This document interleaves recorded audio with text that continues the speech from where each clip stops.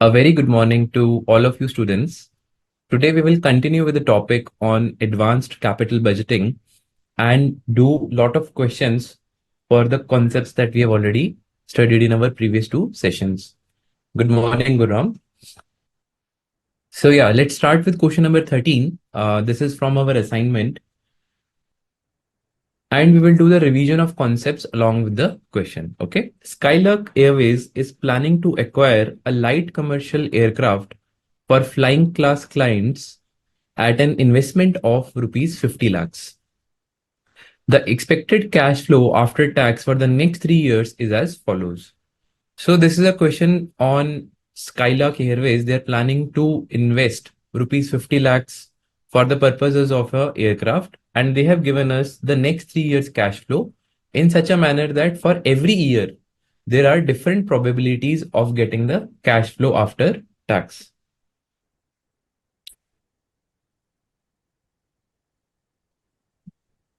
Just a second.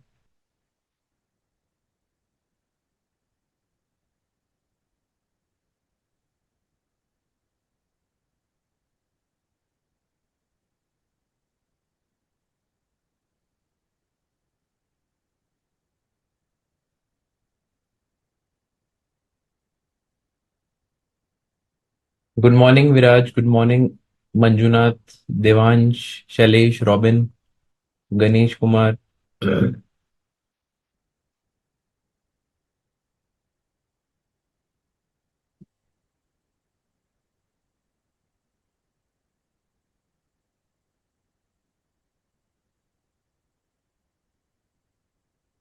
in this question, we have been I'm talking about question number 13. Just allow me a 1 more minute.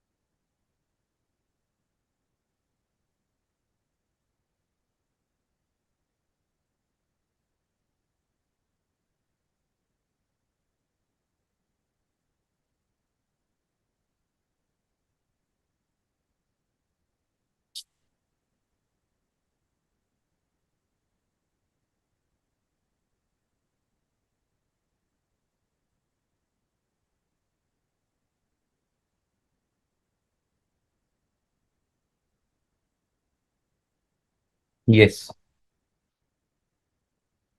Good morning, Mansha. Good morning, Suraj.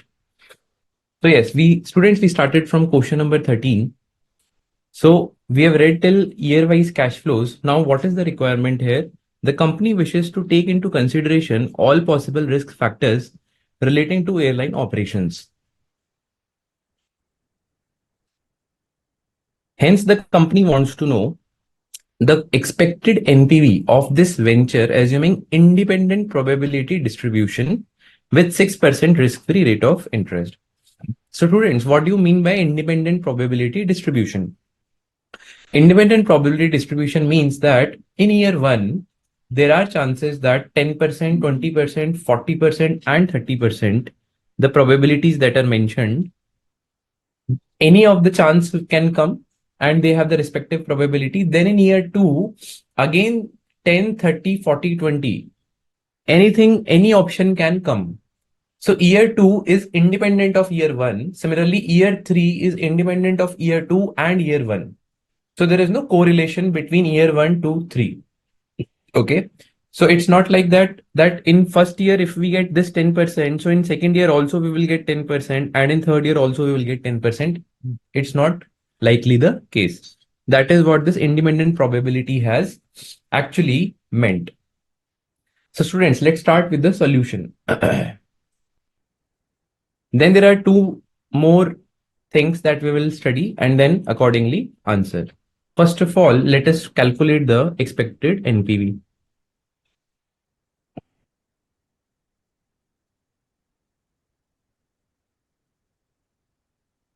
So for calculating expected NPV, we first need to put year-wise what is the expected NPV. So we are doing this calculation in, let's say, rupees and lakhs, right? So year 1,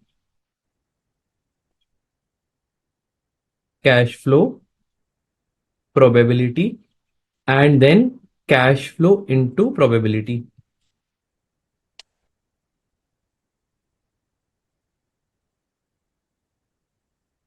Year 2, cash flow, probability, and again expected cash flow or cash flow into probability by whatever name you want to call. Then similarly, year 3, cash flow, probability, and cash flow multiplied by probability.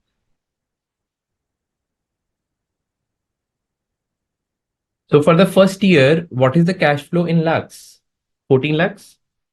What is the probability of it? 10%. And hence 1.4 is the 1.4 lakhs is the cash flow into probability. Second, 18, 20% is the probability. So 3.6 is the amount. Similarly, 25, what is the probability? 40% probability, and hence 10 lakhs is the expected cash flow. Similarly, for the fourth observation, it is 12 lakhs, and the summation would be equal to 27 lakhs for the expected NPV for year 1. Similarly, for year 2, 15 lakhs, 20 lakhs, 32 and 45. And the probabilities are 10, 30, 40, and 20. The expected NPV will be 1.5, 6, 12.8, and 9. The total comes as 29.3. Similarly, for last year, 18, 25, 35, and 48. And the probabilities are 20%, 50%, again 20%, and 10%. So it becomes 3.6, 12.5, 7, and 4.8. So the total comes as 12.9.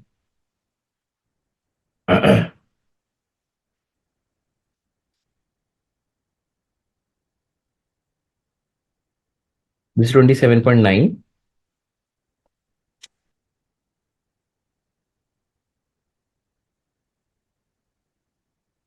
Now, expected NPV for the respective years we have calculated. We can calculate now, sorry, this is the expected cash flow that we have calculated, correct? Now from this expected cash inflow, we have to arrive at NPV. So the NPVs are 27, 29.3, and 27.9.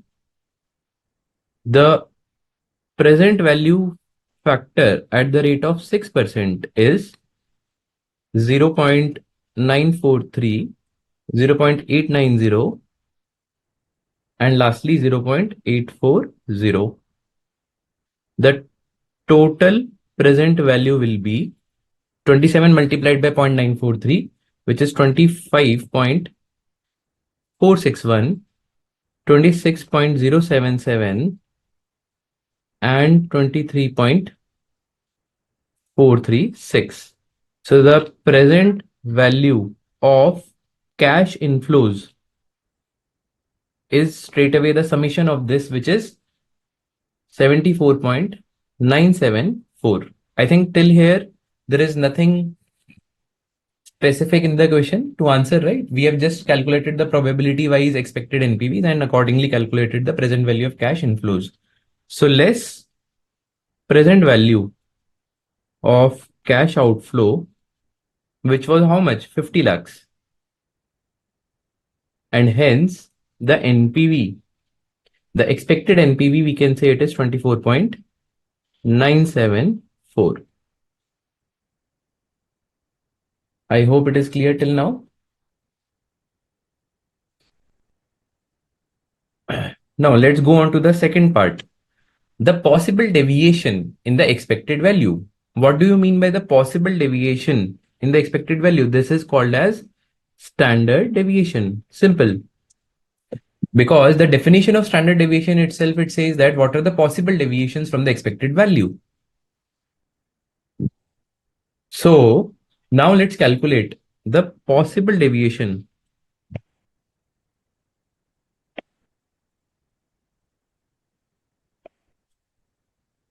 from expected value. What is the expected value? 24.974. Now for calculating the possible deviation from expected value, we have to calculate standard deviation. For calculating the standard deviation, we have to calculate all the observations minus the expected mean of that particular year and multiply with the probability. Correct? That is as per the formula again. So year one. Year one, what will be my x minus x bar? So x bar here refers to the expected cash flow of one of the first year. Correct, students? Because we always calculate it from the best possible outcome, which is the x bar. So just to elaborate, 14 minus 27, 18 minus 27. Now from where this 27 has arrived? 27 has arrived, students, from here, which is the expected cash flow from year one. Okay. 18 minus 27. Similarly, 25 minus 27. Similarly, 40 minus 27. So this comes as how much? This comes as minus 13, minus 9, minus 2, and then 13. Then we have to calculate x minus x bar square, because we have seen, and I've given the logic also why we do a square of this deviation, because minus 13, if we take as is, it will offset this plus 13. So to avoid that and to see what is the absolute deviation, we take a square. Correct? 169, 81, 4 and 169 again. Then we will multiply it with the probability. Correct? Whatever the respective probabilities are. So 169 into 10%, which is 16.9. 81 into 0.2, which is the respective probability of that observation, 16.2. 4 into 0.4, 1.6. 169 into 0.3, which is 50.7. So the total comes as 85.4. Okay, students? Then the standard deviation will be 85.4 square root. Why? Because this is computed as variance. Okay, students? This is computed as variance. So it comes as 9.241. So this is the standard deviation of the first year. Similarly, I'm not repeating the calculation for standard deviation of second and third year. Okay. Because there are a lot of questions we have to cover today. So hence, standard deviation of second year, the variance is coming out to be 98.61. And for the third year, the variance is coming out to be 74.29. This is 8.619 and this is 9.930. Till now, students, I hope all of you are there with me.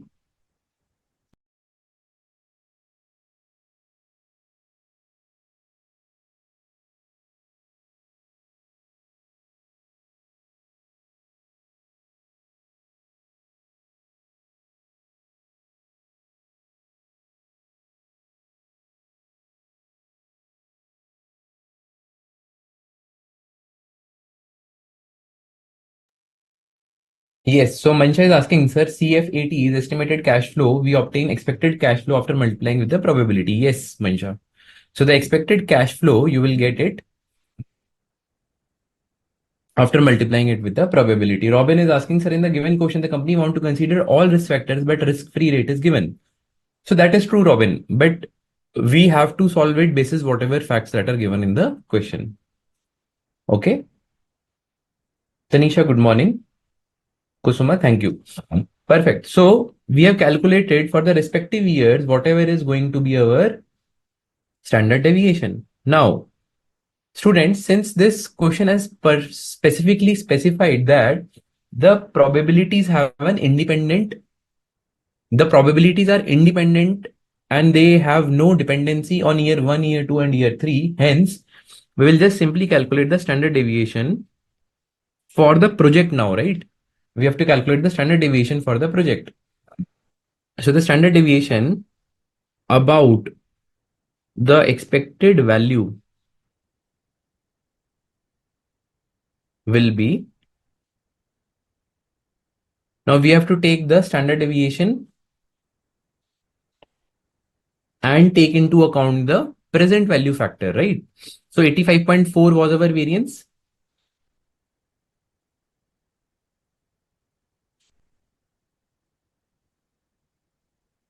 So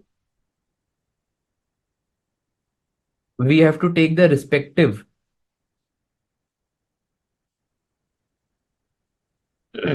years variance and take a summation of it. So this comes as,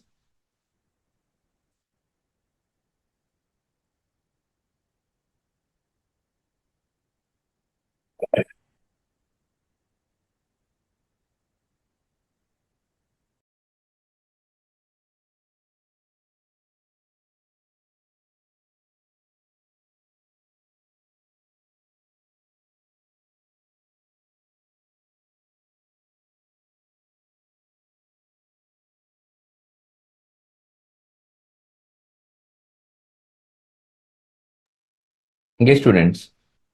So the standard deviation we have to take across the entire life of the project, which is the 3 years that has been given to us, and accordingly calculate the total standard deviation. So in this formula, what we have just done is we have taken the individual years standard deviation and taken a present value factor also. And the reason why we have taken square into 4 raised to the power 4 and raised to the power 6 is because the probabilities are independently over the period of project. Because of this line, there is an independent probability distribution. Okay, students? Yes, Mansha, standard deviation is this standard deviation is for all the 3 years. Now to just put it simply, what was your expected NPV? Expected NPV was,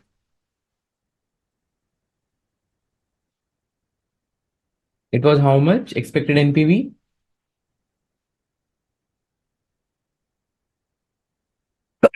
Sorry, 24.974. So the possible deviation can be plus minus 14.369 6. So in a way, it can be higher or it can be lower by 14.3696. Okay, so that is the essence. Now, what is the third part of the question? So the third part of the question is, how would standard deviation of the present value distribution help in capital budgeting decisions? So this is, I think, more of a theoretical question. So we can mention that for calculating the possible deviation in the expected value, standard deviation is used as a statistical measure of dispersion because it measures the deviation from the central value, that is mean.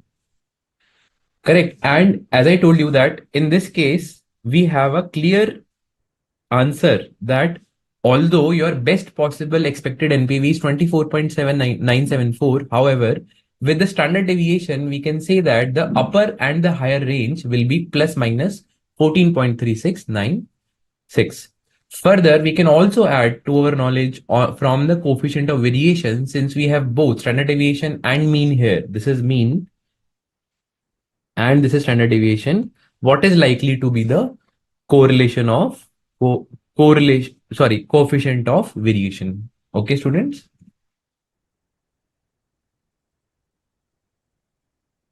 So Uday is asking from where 1.06 comes. 6% is the rate of interest. Hence, you have to discount it at the rate of 6%. That is where from 1.06 has come. Okay, students. Can we take present value while calculating variance? Mean. Yes, Manjunath, we have taken present value here. While we have taken the final formula here, we have taken the present value here. Okay, students. Now let us move on to the next question because we have a lot of questions to cover, students, today. Okay. Yes. So question number 14, a company is considering projects X and Y with the following information. What are those following information? Project X is having an expected NPV of 1,22,000 and a standard deviation of 90,000. Correct? X is there and Y is there. And for Y, the expected NPV is 2,25,000 and standard deviation is 1,20,000.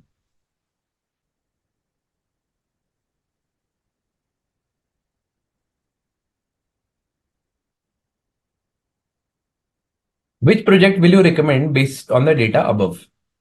Explain whether your opinion will change if you use coefficient of variation as a measure of risk. Which method is more appropriate in this situation and why?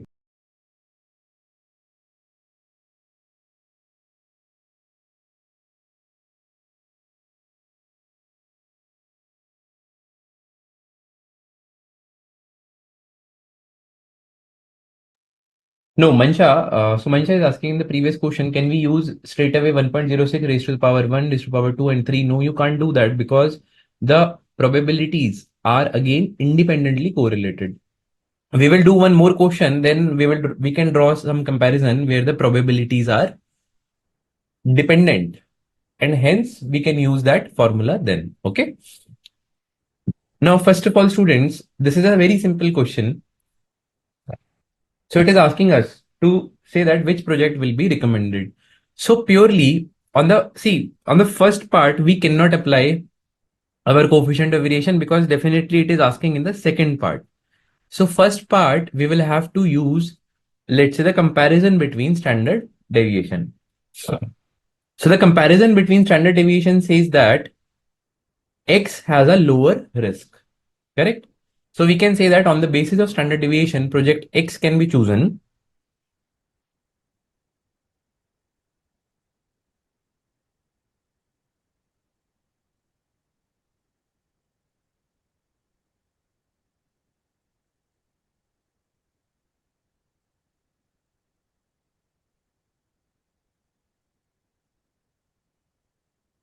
as risk is lower in project X. Okay. Then the next question, explain whether your opinion will change if you use coefficient of variation. So let's calculate coefficient of variation. Very easy and very simple, students. How will you calculate the coefficient of variation? So coefficient of variation is given by standard deviation divided by mean. So 90,000 divided by 1,22,000. So this is how much? 0.738. This is for project A. Similarly, project X and Y. Y will be 120 divided by 225, which is 0.533. So students, coefficient of variation is lower for project Y, which is 0.533, and hence on this basis, the project X appears to be riskier, more riskier, right? And hence we should accept project Y. Project Y should be accepted as coefficient of variation is lower, which means that project Y project Y have lower risk for 1 unit of mean.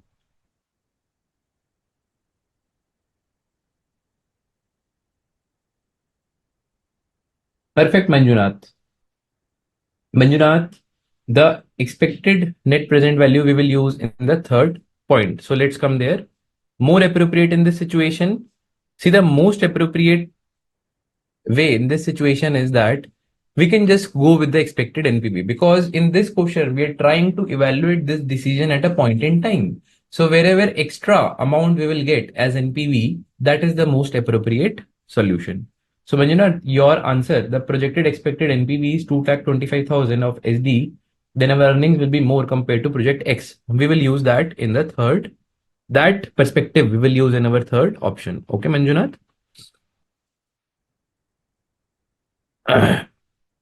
NPV method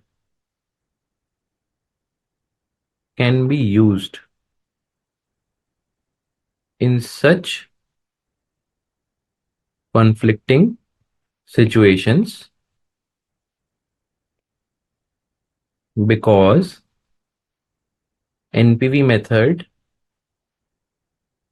is in compatibility of the objective of wealth maximization. Correct, students?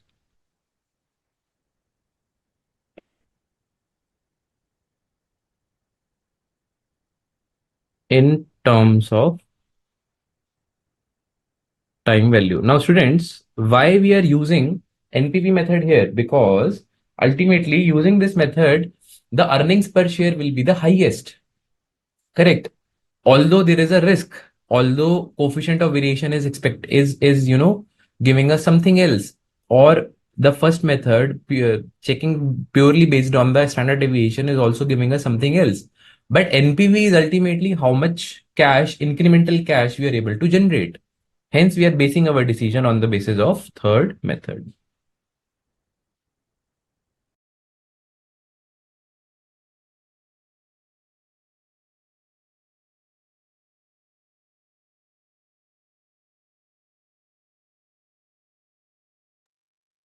Okay, students, let us move on to the next question.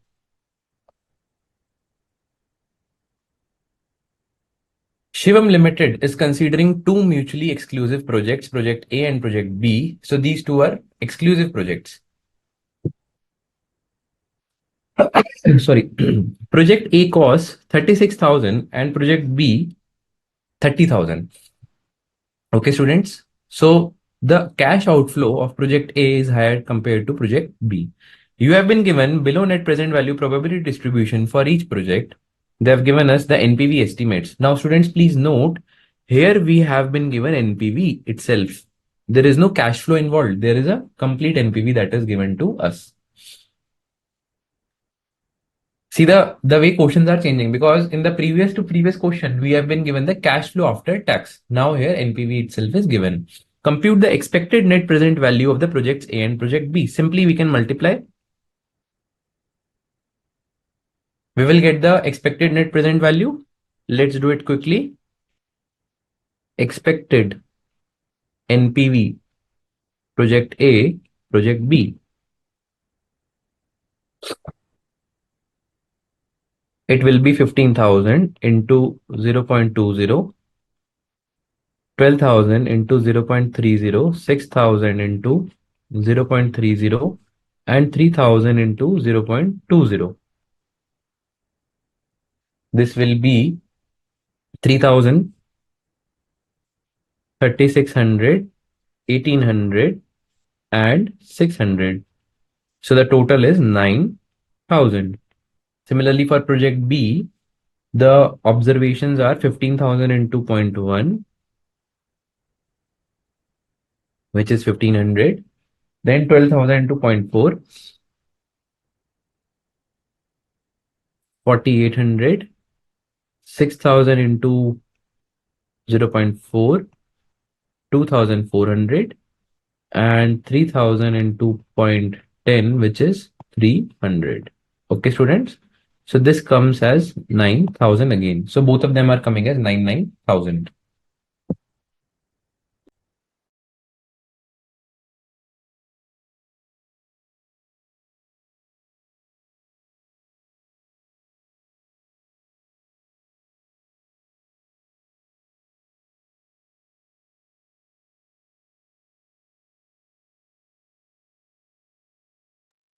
Yes, Uday, it means project Y. Because project Y in the previous question, because project Y was yielding higher returns. Okay, absolute higher returns. Now, what is the next part? The next part, it is saying us to compute the risk attached to the each project, that is standard deviation of the each probability distribution, which is very easy. So the way risk has to be calculated, first deviation, then multiplied with the probability, and we have to take the square of that deviation. So let's calculate SD of project A. We'll just simply put the observations. Probability was how much? 20%, 30%, again 30%, and then 20%. Then project X, sorry, in project A, the X observation was how much? 15,000, 12,000, 6,000, and 3,000. So the X minus expected value will be how much? Expected value was 9,000. So 15,000 minus 9,000 is 6,000. 12,000 minus 9,000, 3,000. 6,000 minus 9,000 minus 3,000. 3,000 minus 9,000 minus 6,000. So in this, we will multiply probability with X minus expected value square. Correct? This is whatever formula for standard deviation is. So 6,000 square multiplied by probability of 20%. So I'll just mention here 6,000 square multiplied by probability of 20%. So the value will be 72 lakhs. Similarly, here it will be 27 lakhs. For the third observation, it will again be 27 lakhs. Last one, it also be 72 lakhs. So the total comes as 1 crore 1 crore 98 lakhs. Okay. So the SD for A will be under root of 1 crore 98 lakhs. Correct? We till now we have calculated the variance. Since the question is asking for SD, hence we have to take the under root. So this is 4450. Now similarly for project B, we have to calculate the standard deviation. We will do the same calculations again. First we'll put the probabilities 10%, 40%, 40%, and 10%. So then next one will be value of X. The observation value 15,000, 12,000, 6,000, and 3,000. Then X minus expected value will be how much? 6,000, 3,000, minus 3,000, and then 3,000 minus 9,000 will be how much? Minus 6,000.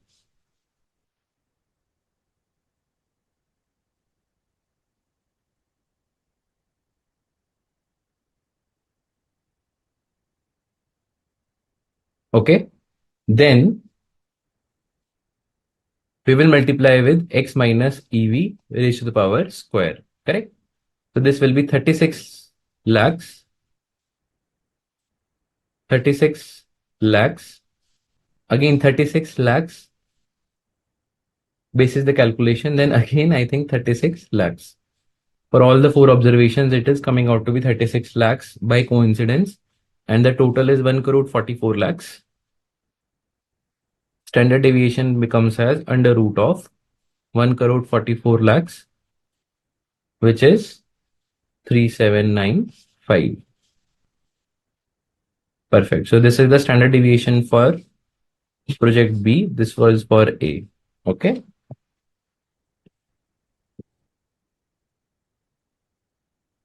I hope till here we are clear.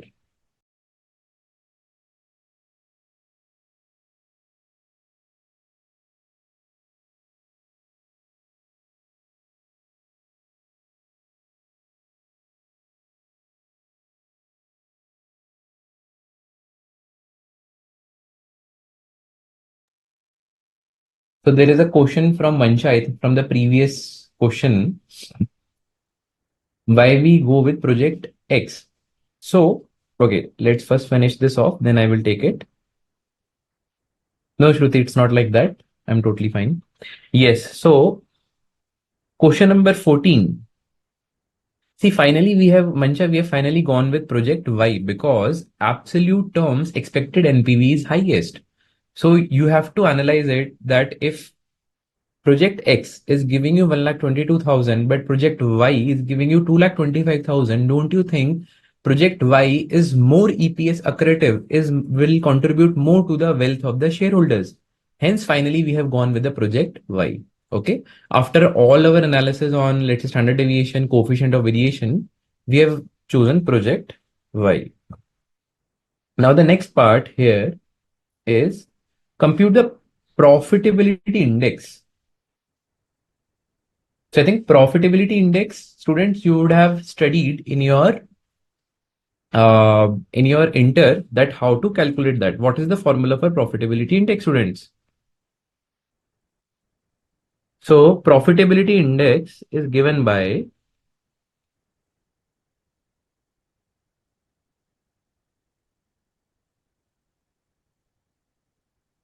discounted cash flows divided by initial outflow. Correct, students? That is how we calculate the profitability index. So do you have the discounted cash flows? No. Do you have initial outlay? Yes. But instead of discounted cash flow, what do you have? You have a NPV. So if you add NPV in the initial outflow, you will get the discounted cash inflow, right? Project A, project B. What is our expected NPV of project A? 9,000. Yes, Mansha, you're right. Present value of cash inflows divided by present value of cash outflows. Uday is saying higher the risk, higher return. Yes, Uday. That is one of the implications coming out from that question. 9,000 plus 36,000 divided by 36,000. 36,000 was our cash outflow. So our cash outflow plus NPV will give us the cash inflow, right? So this is 45,000 divided by 36,000.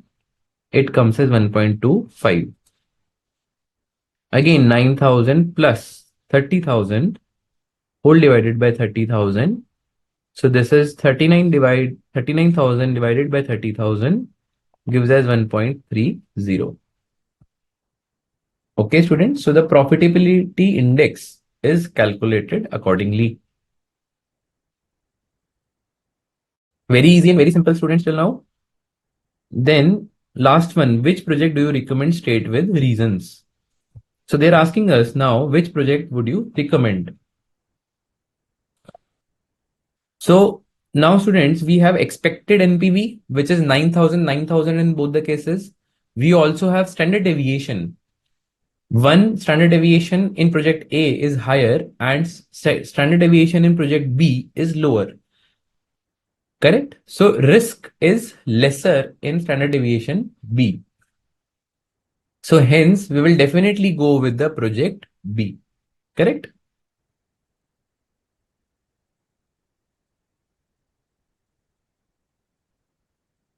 Project A and B are giving equal NPVs. That is 9,000. However, risk in project B is lower as compared to risk of risk in project A. Risk of, we can mention, risk of project B is lower as compared to risk of project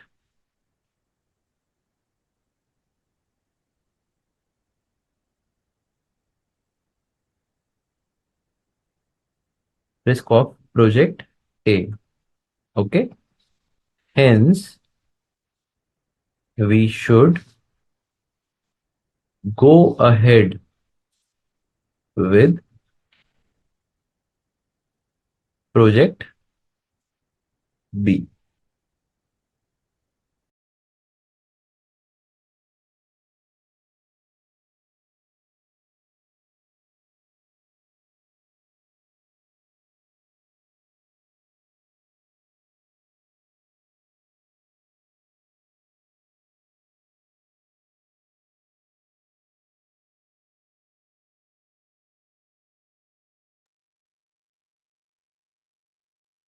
Yes, Tanisha, your answer is correct. 1.25 and 1.30. Okay, students, I hope the concept is clear. Now let's move to the 16th question.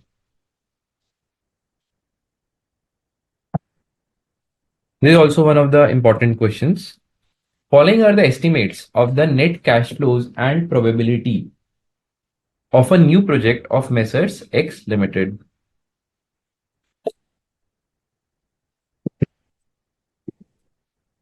Initial investment, there are 30%, 50%, and 20% probabilities.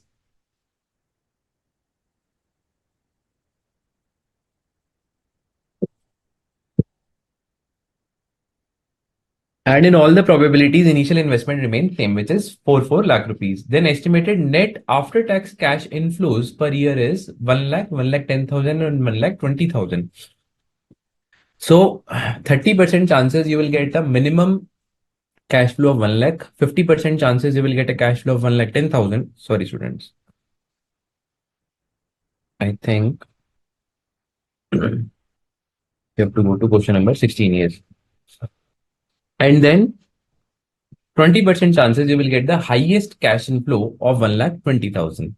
Then estimated salvage value is also given. The required rate of return from the project is 10%. Okay, students?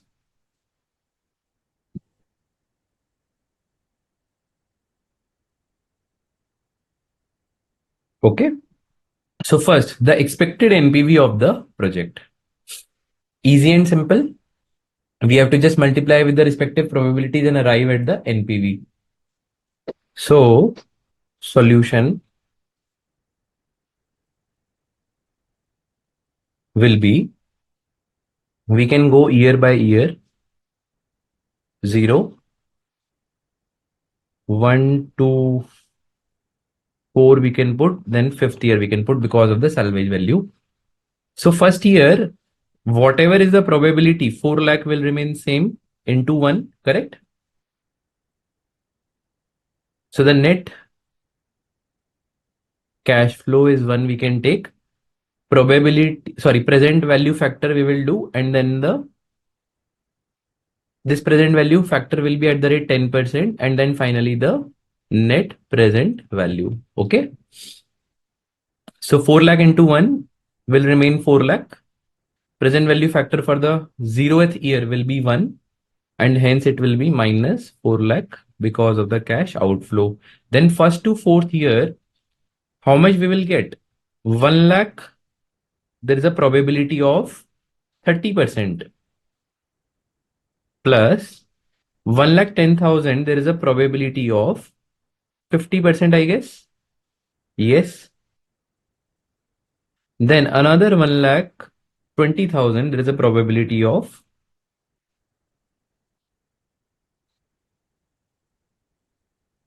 20%. So this is the probability multiplied cash flows, yes. And hence it comes as 1,09,000, the weighted average cash flow for these probabilities. And the present value factor at the rate of 10% for first to fourth year is 3.170. Correct? And hence it, if we multiply these two, the amount comes as 3,45,530. And the fifth year, we will get two cash flows. One is the regular cash flow of 1,09,000, correct? Plus, now what are the different salvage value? They also have the different amounts, right? So 20,000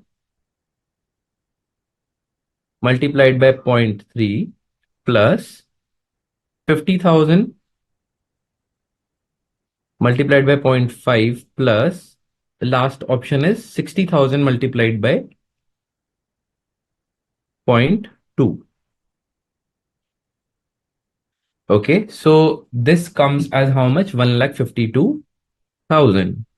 1,09,000 we will take the basic cash inflow. So the sixth year 10% present value factor is 0.621, and hence the amount comes as 94,392. The total comes as NPV is equal to 39,922. Very easy and very simple till now, students.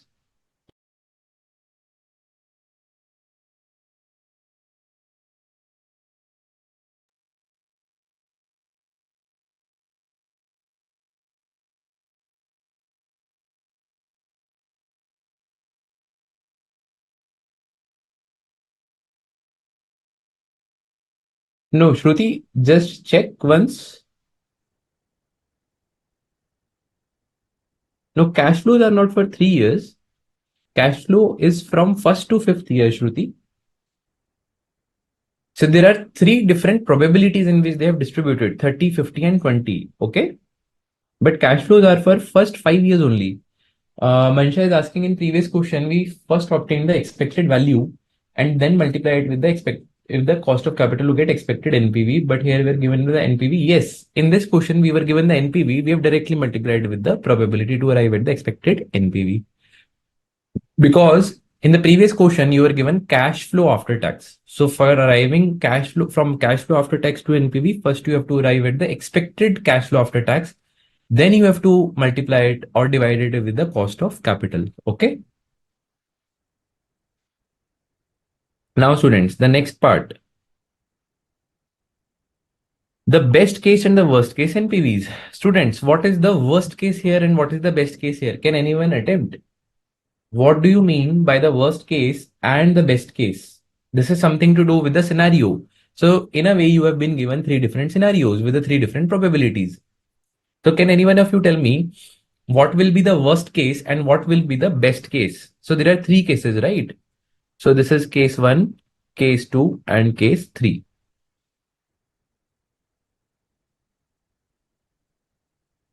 Please answer, students. What will be the worst case and best case according to all of you?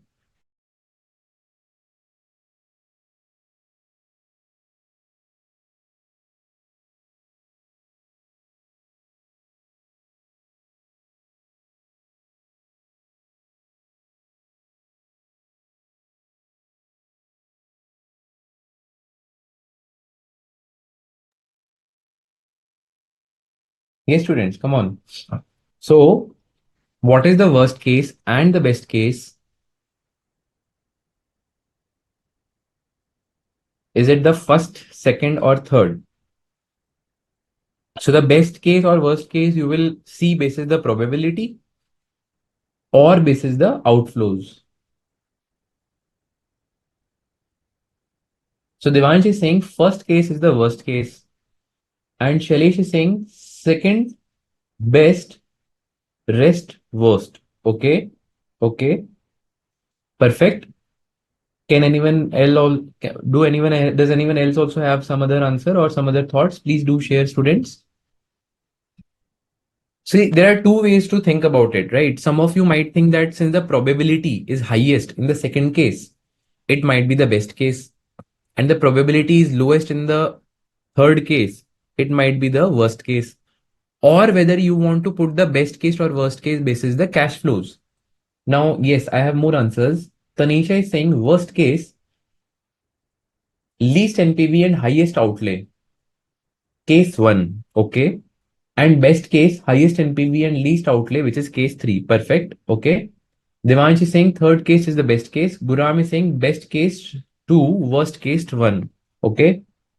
Uday is saying when the probability is 0.2, it is the worst case. Okay. Uday is trying to relate it to the probability. Mansha is saying, okay, Mansha has given, I think, the answer also. Okay, worst case. Perfect. Now let me bring in some clarity. So students, here worst case and best case is actually an outcome of the amounts and not the probability. Okay. So in a way, our worst case is this because the lowest cash inflow 1 lakh is there in the case 1, and similarly the lowest salvage value also. Okay, students, and similarly the best case will be the third case. I think there was one question in between. Viraj is asking why we have added 1,09,000 in the estimated salvage value. Viraj, see, we have taken 1 year to 4 year, then fifth year also you will get this 1,09,000, the basic cash flow, right? And this is the salvage value, and this is the basic cash flow that you will get, right, students? Okay. Now let us calculate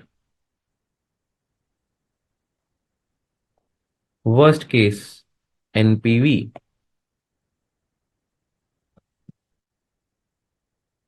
Okay. Worst case NPV, which will be 1 lakh. The present value factor for 5 years at the rate of 10% is 3.790. So this is 3,79,000. Then 20,000 is the salvage value at the rate of 6 to 1. This is 12,420. Correct. And minus cash outflow, we can say, is how much? 4 lakh rupees, right? So this comes as minus 8,580. This is the NPV of worst case. Similarly, best case. So, okay, let me just put in like this. Yes, in the next part, we will put best case NPV. What is the cash flow? 1,20,000. Correct? 1,20,000 into 3.790, whatever that value comes out to be. Then 60,000 is the cash flow from salvage value multiplied by 0.621 and 4 lakh into 1, which is a minus number. So the total comes out as 92,060. This is the NPV of best case. Okay, students?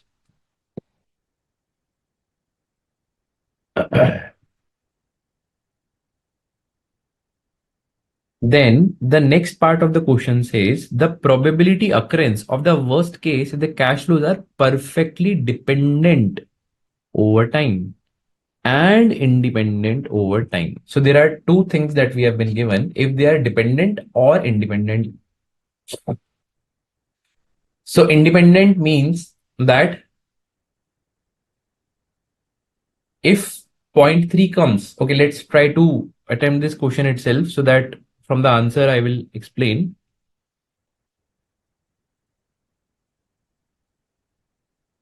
So first of all, students, they are saying that which case we have to take? Worst case, right? If the worst case are there, then it is saying that in the first year also it will come, second year also it will come, third year also it will come, like that.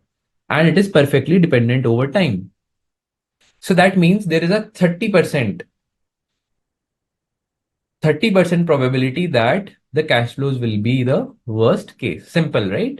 Because if in the first case the worst case happens, in the second year also the worst case will happen, in the third year also the worst case will happen. That is why it is perfectly dependent over time. Okay.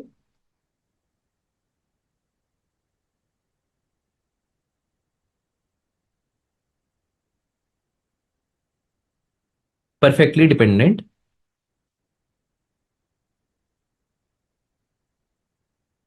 over time. There is a 30% probability, correct, for getting the worst case scenario.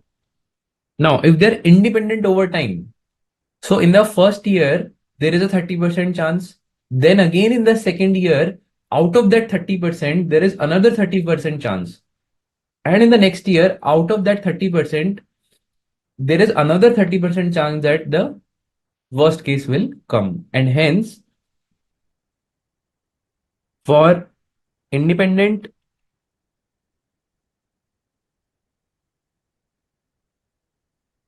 independent case, 0.30 in first year, 0.30 in second year, 0.30 in third year, fourth year, and fifth year. Correct. So this comes as 0.00243.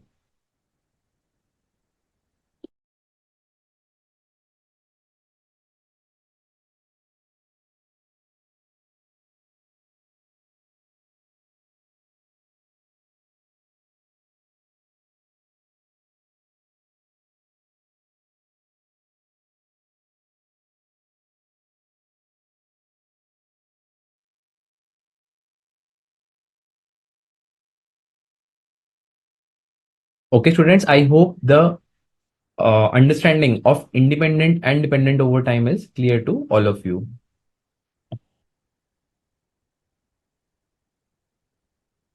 Now, the next part is standard deviation and coefficient of variation, assuming that there are only three streams of cash flow, which are represented by each column of the table with the given probabilities.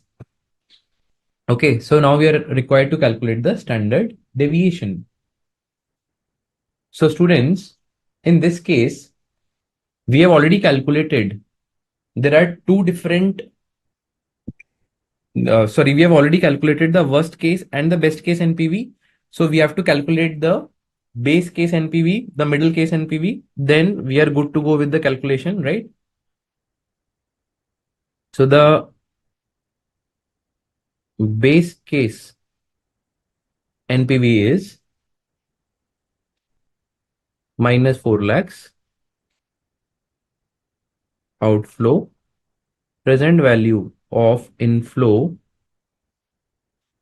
1,10,000 multiplied by 3.79, and 50,000 is the cash flow on account of salvage value 6.21.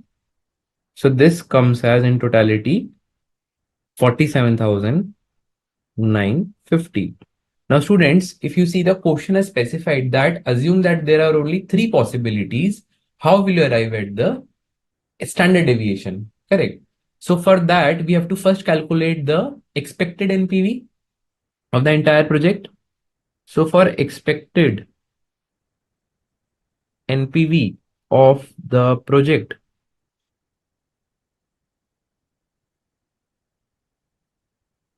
30%, 50%, and 20% chance, right? There are three chances. What are the different NPVs? 50% we just now calculated, 47,950. 30% is the worst case, which is minus 8580. And the 20%, which is the best case, 92,060. Okay, students. So the total here is 39,813. This is the expected NPV. ENPV. Correct? Now we have to calculate the standard deviation from this expected NPV. We have this value as mean. We have these different values as possible values, correct? We have to calculate the standard deviation along with the probabilities.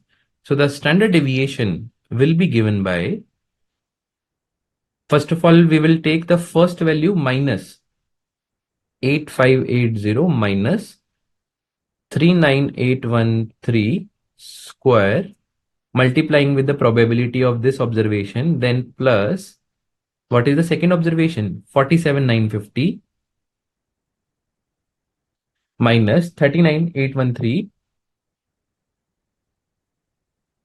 square. What is the probability for this? 50%. Then lastly, I'm just writing it down.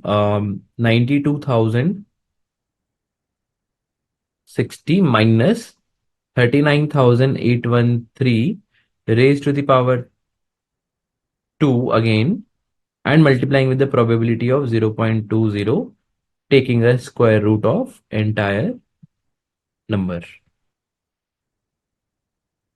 Correct? So the standard deviation here comes out as 35,800.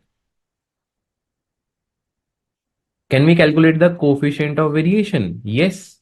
We have standard deviation. We have mean. So 35,800 divided by 39,813. This gives us 0.90. So the coefficient of variation is 0.90 and standard deviation is 35,800. This is what has been asked in this part. Okay, students. Yes, Shruti, give me a moment. I will explain on the independent one. Okay, Tanisha, I think the same question, dependent and independent, I will explain it again. No, Suraj.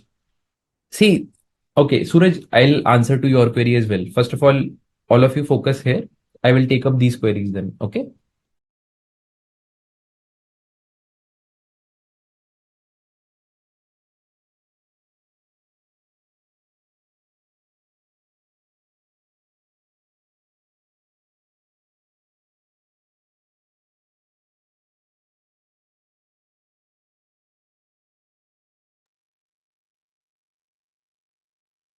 See, students. Okay, let me first explain the independent and dependent. Okay. Now, I request everyone to please focus here. See, this is year 1. This is year 2. This is year 3. This is year 4. And this is year 5. Okay. Now, if I try to make a decision tree here, let's assume for a moment there are only two possibilities, best and worst. Okay, let me take all the three possibilities that are there. And there was a base case also, right? There were three possibilities that were given in the question: 30%, 50%, and 20%.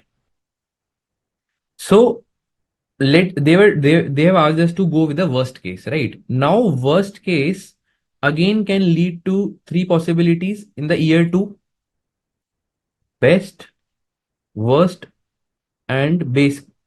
Base, I'm trying to say that 1,10,000 option, the option with 50% probability. Okay. Now again, worst will go with three options in year 3. This is year one, year two, similarly year three. This is again worst. It will again go, it can again have three possibilities like this.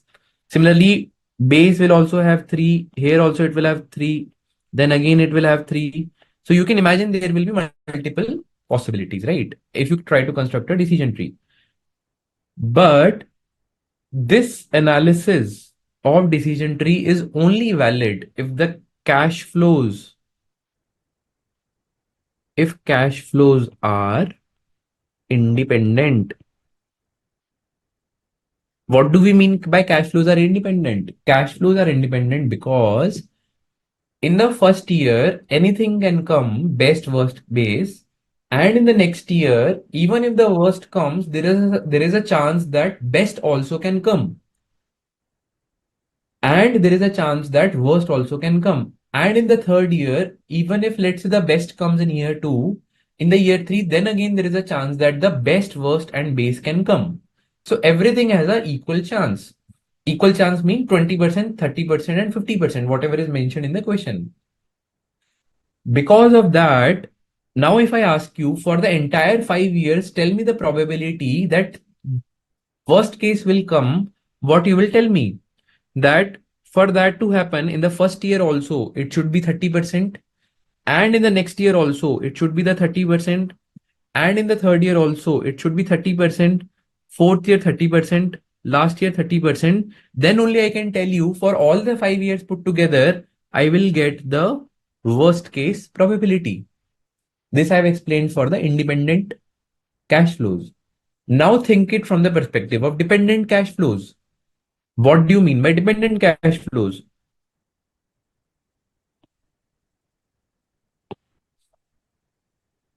Dependent,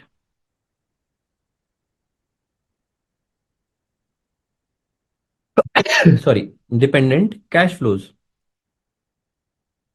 What do you mean by dependent cash flows? Dependent cash flow will mean that if in year one there is a worst case cash flow that has come, which is having a 30% probability, then year two, year three, year four, and year five, it will continue.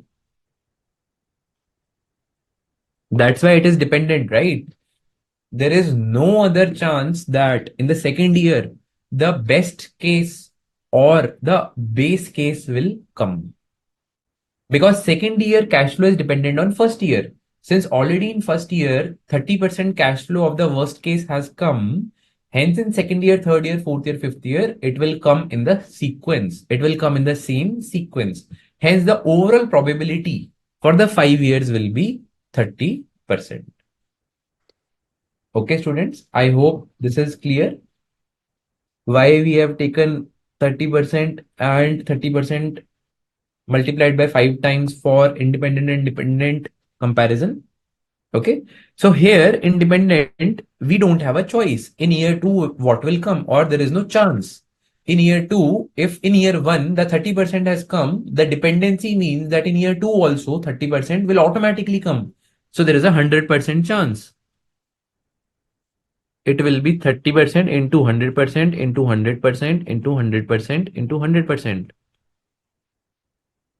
Because in year two, there is no probability that best case or base case will come. So hence it is 30%. Okay.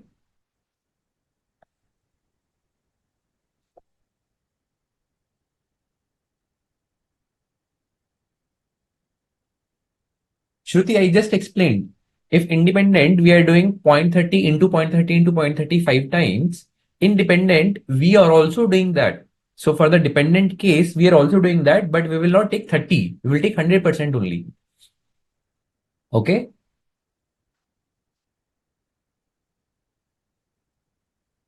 I hope this is clear, Shruti, Tanisha. So Guram is saying, please explain once the part number 4. Okay, let's go to the part number 4. Okay. See now part number 4, it is saying that you you don't think about dependent or independent. You just think that there are three different possibilities. First, second, and third. because it is mentioned that assuming there are only three streams of cash flow which are represented by each column of the table. So basis that you arrive at the standard deviation and coefficient of variation. So for that, we first have to calculate the NPV, correct? Expected NPV.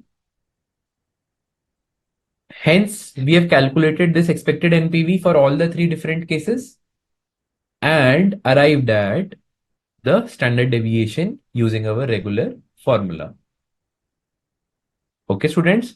Now let's quickly come to the last part of this question. Coefficient of variation of X Limited on its average project, which is in the range of 0.95 to 1. If the coefficient of variation of the project is found to be less risky than average, 100 basis points are deducted from the company's cost of capital. Have we calculated the yes, we have calculated the coefficient of variation. The actual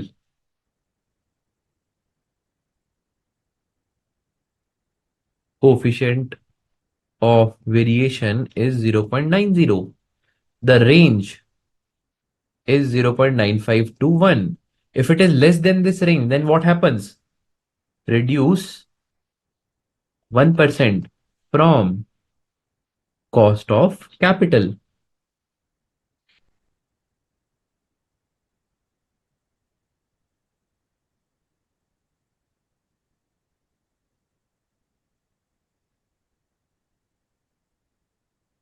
Wait, Shruti, I will respond to that. Okay. So as far as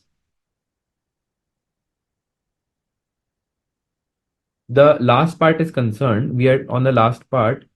So the adjusted rate is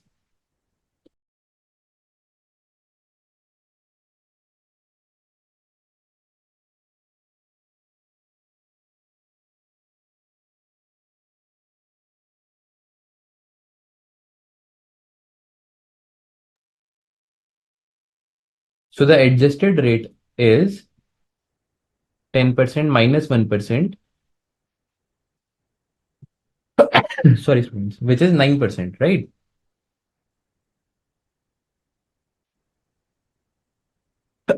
Sorry. So then we have to just take basis 9%. What is the present value? Year 0, 1, 2, 4, and fifth year. We have already seen that 4 lakh is the first year number. Present value at the rate 9% is 1. The weighted average cash flow for the first 4 years was 1,09,000 per annum. And 3.240 is the 9% present value annuity factor for 4 years. 1,50,000 was basis the salvage value. 0.650 is the present value factor at the rate 9% minus 4 lakhs. 3,53,160, 98,800, 51,960 is the total expected NPV. And hence, the NPV is positive, the project can be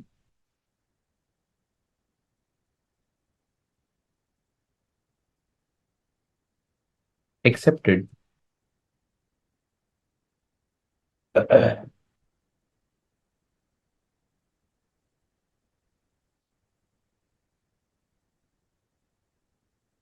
So Shruti is saying, sir, if in independent, it has equal chance of occurring or cash flows are independently, why 0.3 is coming 5 times in my question?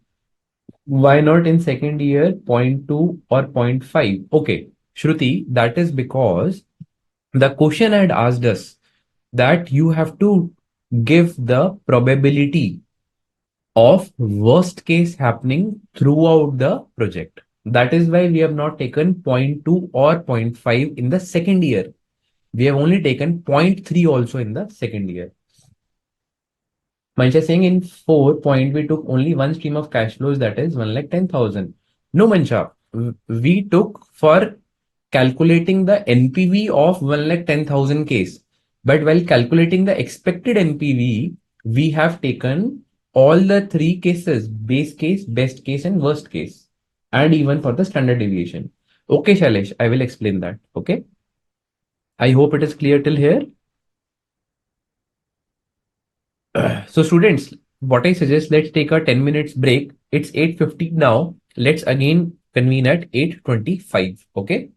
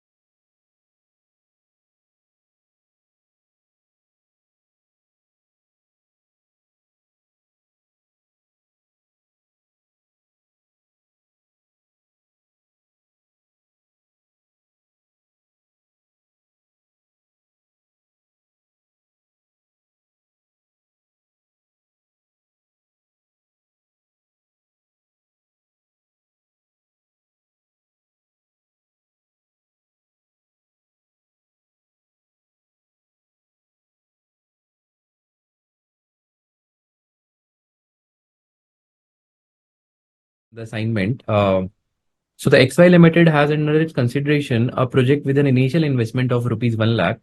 Three possible cash inflow scenarios are with the probabilities of occurrence has been estimated as below.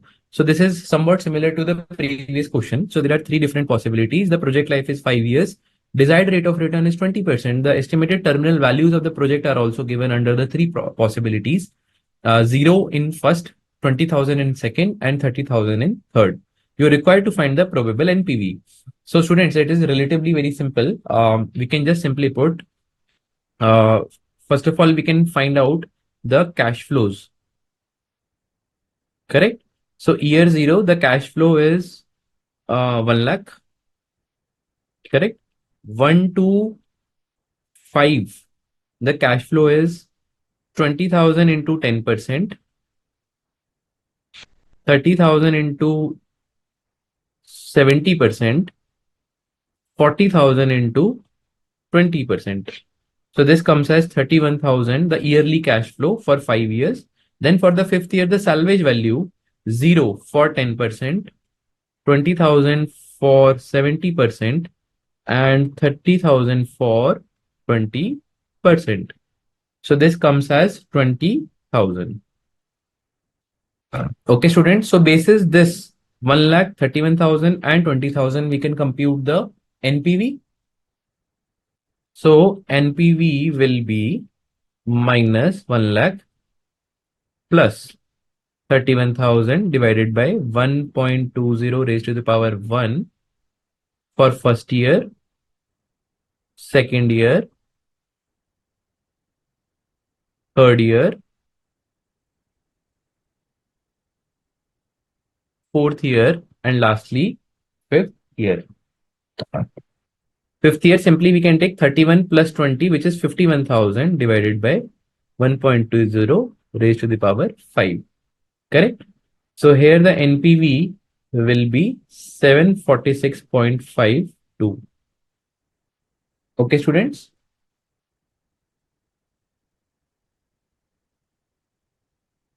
So Shruti is asking in the previous question why the question is asking to reduce 1%. The simple thing we have discussed in the risk adjusted discount rate, if the project is less risky, the cost of capital also becomes lower. Okay, Shruti?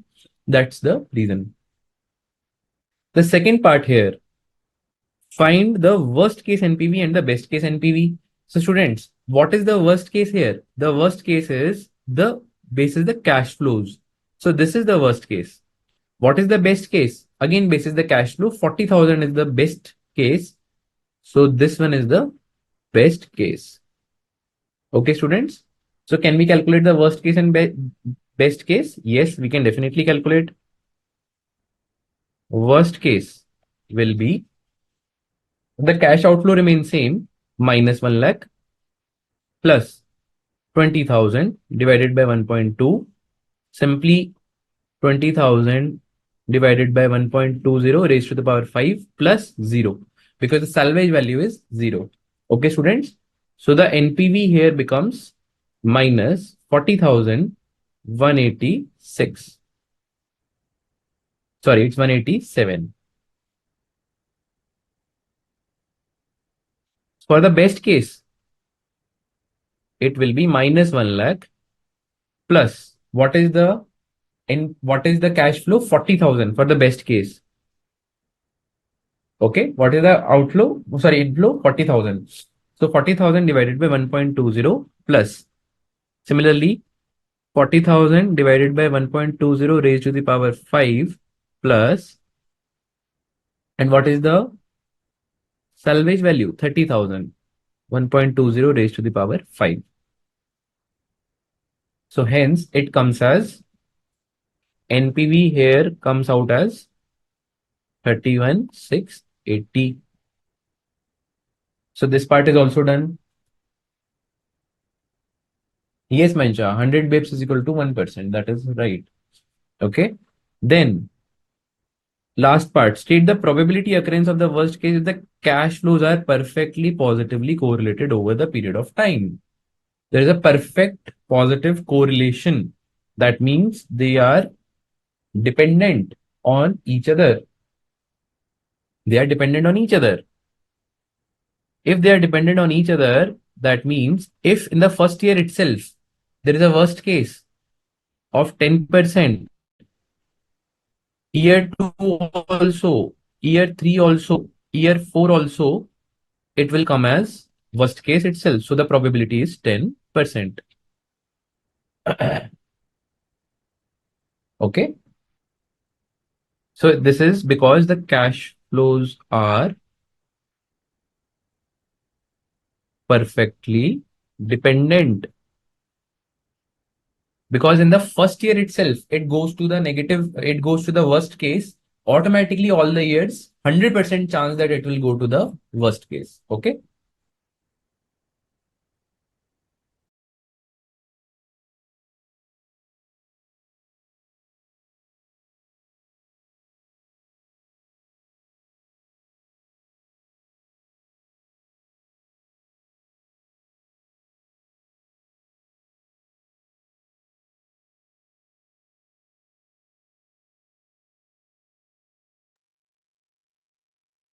Okay, students, question number 18. Quickly, Red Limited is considering a project with the following cash flows: cost of plant, recurring cost, and savings.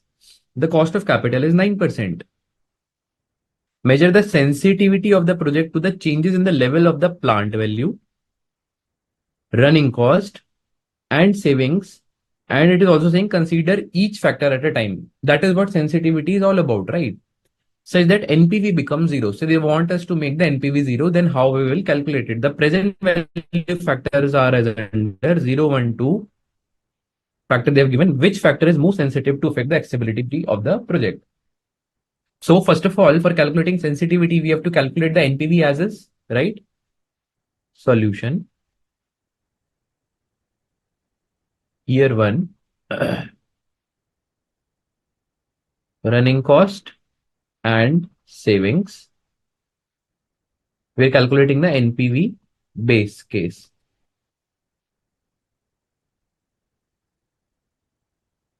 How much it is? 4,000 into present value factor is 0.917. 12,000, again 0.917. This comes as 3668. This comes as 11,004. Then year 2, running cost and savings.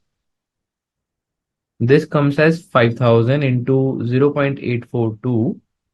The second year, we have to take 14,000 into 0.842. So this is 4210 and this is 11,788. So the total comes out as 14,914 minus cash outflow. How much it is? 10,000. So this comes as 4,914. So the NPV is 4,914. To make this NPV as zero, we have to do the sensitivity analysis. Sensitivity. So for the plant cost, if the plant cost goes up by 4,914, the NPV will become zero. What is the current plant cost? 10,000. So percentage wise, it has to go up by 49.14 percentage. Increase. Running cost.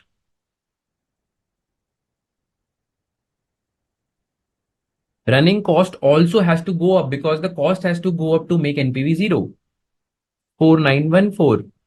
And what is the total running cost for 2 years at a present value level? So students, please note, you cannot take the year 1 and year 2 values as is. Sorry. So you have to take the present value of year 1 and present value of year 2 to do this comparison. Okay. So how much it is? 3668, 4210.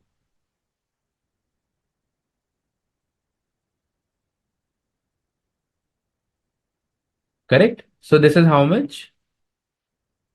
62.38 percentage. Then third, savings. Similarly, for savings, the savings has to go down. Correct? Savings will go down, then only NPV will become zero because currently NPV is positive. So savings also we will take the present value here. Okay, students?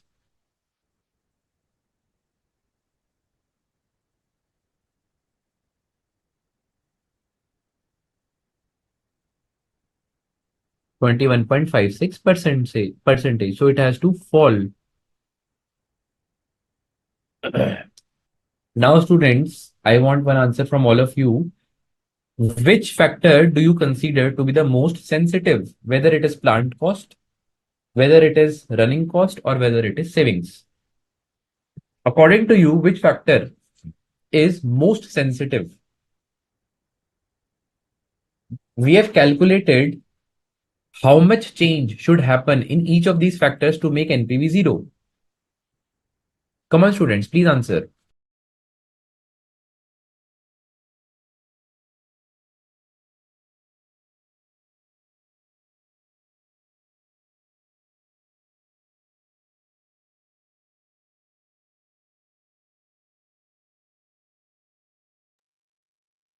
So all the three factors we have put. Okay, everyone is saying running cost.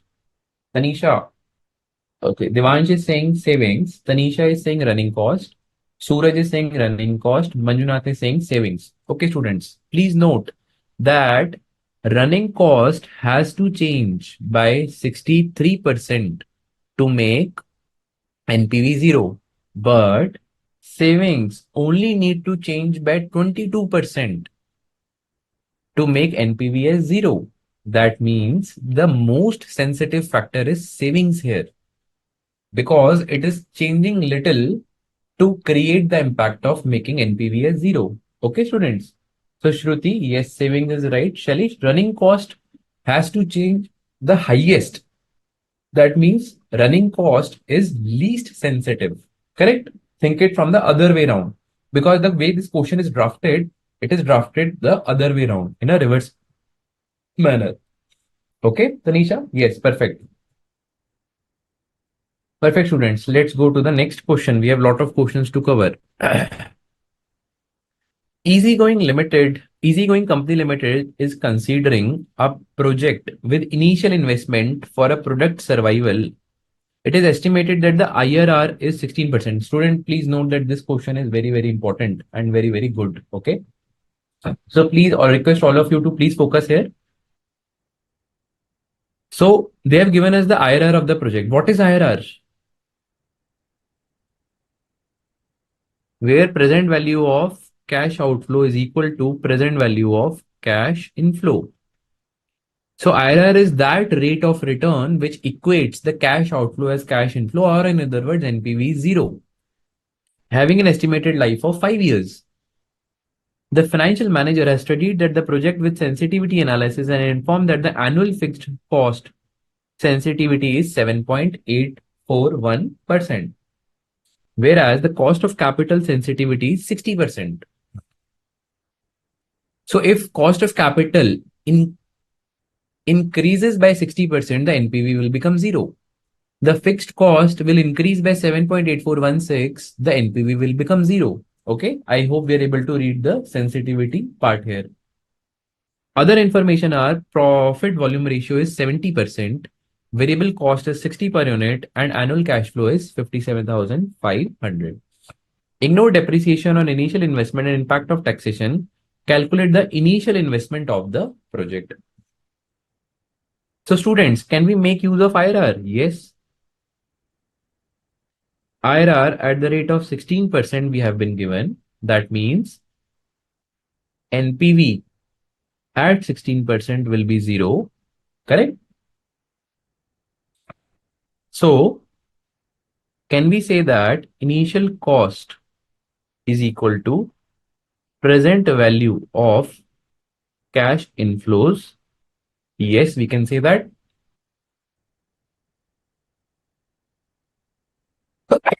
Sorry. What is the present value of cash inflows? 57,500 is the annual cash flow. And for 5 years, PVAF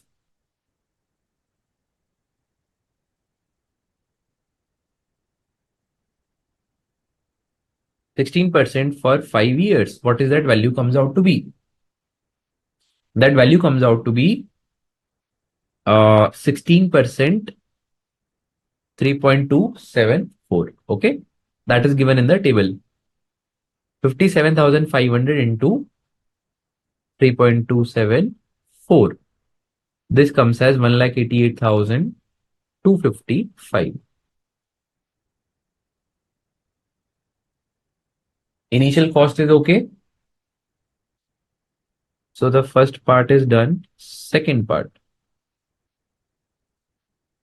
NPV. What is the net present value of the project?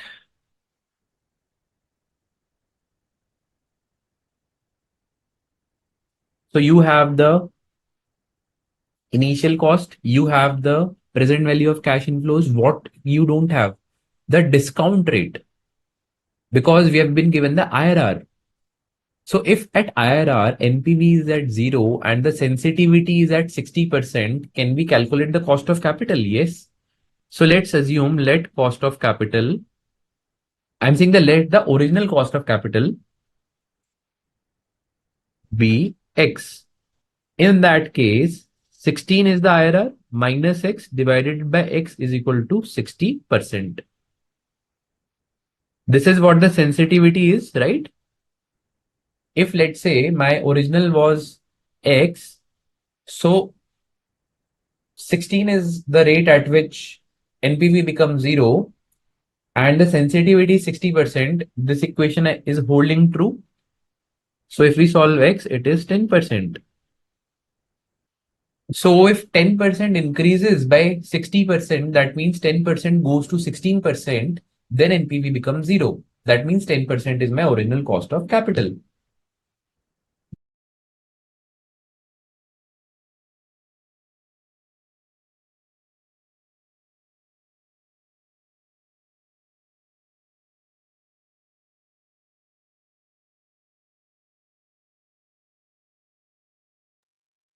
Okay, students. So the NPV of the project will be 57,500 at the rate of present value annuity factor 10% for 5 years minus initial cash outflow, which is 1,88,255. So this will be 57,500 multiplied by 10% for 5 years, students. 3.791.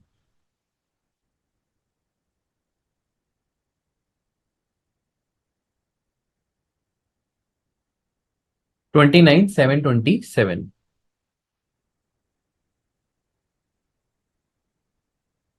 This is the NPV.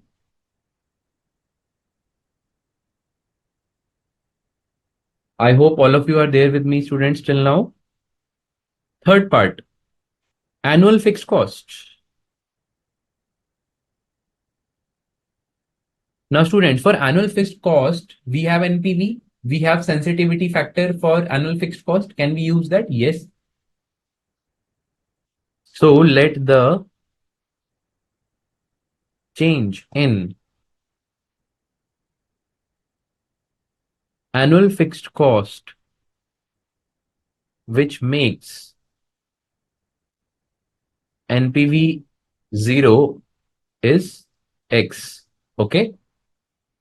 What does that mean? That for all the cash flows, because annual fixed cost is the component included in the cash inflow for the next 5 years, right? So if that happens, then 29,727.50 is equal to 3.791, which is the present value annuity factor multiplied by X. Correct? See, students, what does this giving? This is giving us the present value of change in fixed cost, which is making NPV 0. Correct, students?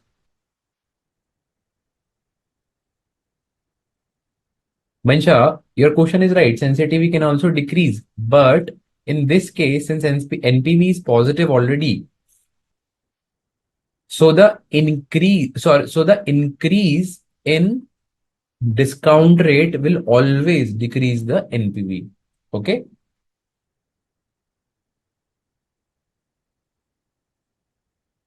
Sorry, where Shruti, where? So it will be 40% to the equation, not 10%.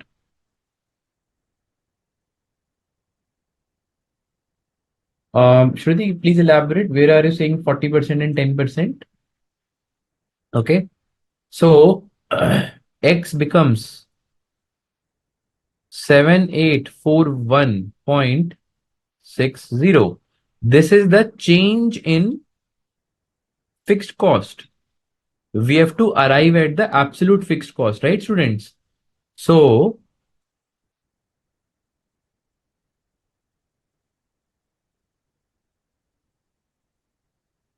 now the sensitivity is how much? 7.8416 percentage. Correct.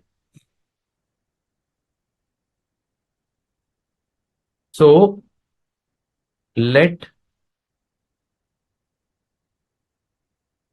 assume, let original cost be Y. I mean to say fixed cost. Okay, students. So if the original fixed cost is Y, then on that, if you multiply 7.8416, you will arrive at the change, right? So Y multiplied by 7.8416 percentage will be 7841.60. So this value is here, and this value is coming from the sensitivity fact given in the question. Hence, Y will be 1 lakh. So the original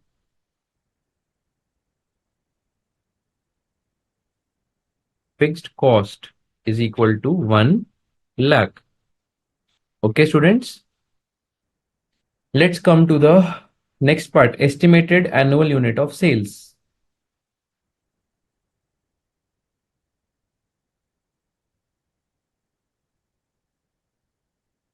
Okay. Next part is annual unit of sales.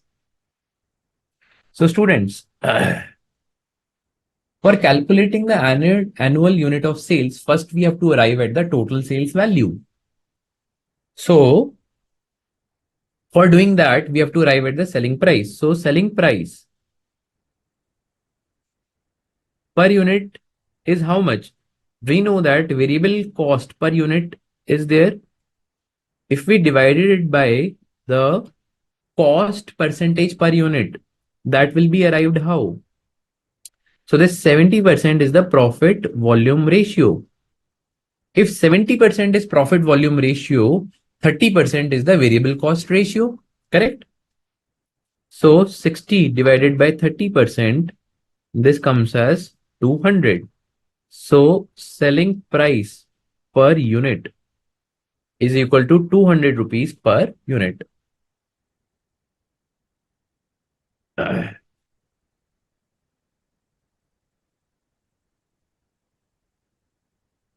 Then we also know that sales value multiplied by PV ratio will be equal to annual cash flow plus fixed cost. Correct, students? Because this will give us contribution and this will also give us contribution. So contribution plus contribution is equal to contribution. Correct, students?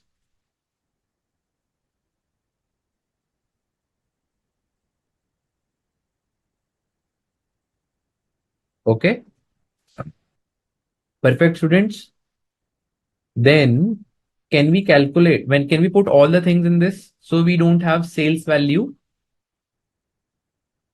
Sales value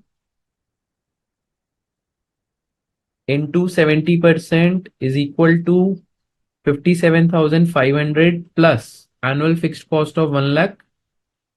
So solving this, sales value is coming as 2,25,000, and hence sales in units will be sorry, 2,25,000 divided by 200, which is 1125 units. Sorry. I hope this is clear, students.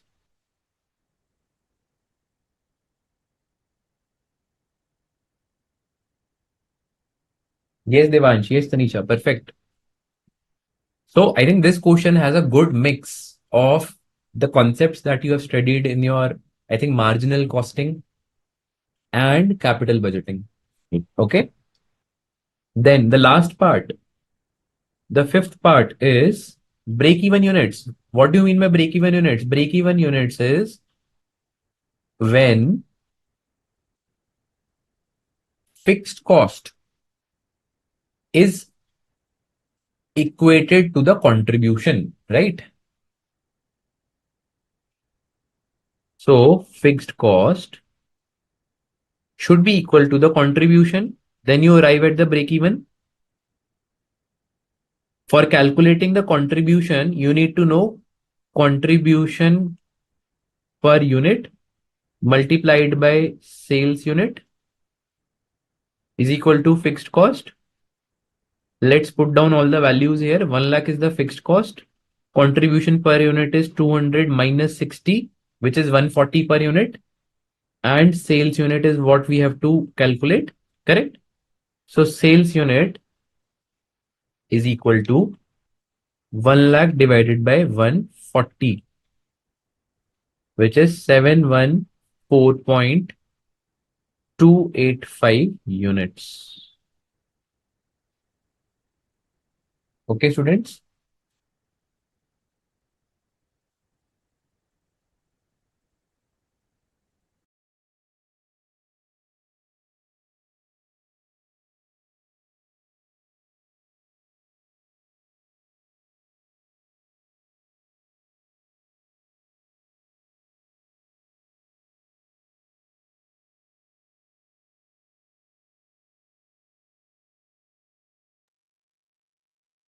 Very nice. Good to see Tanisha, Shruti, Devansh. Okay. Yes, Tanisha, answer is correct. 714.29. Very good.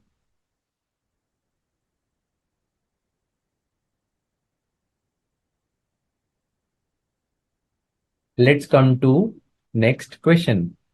Question number 20. New projects limited is evaluating three projects, project 1, project 2, and project 3.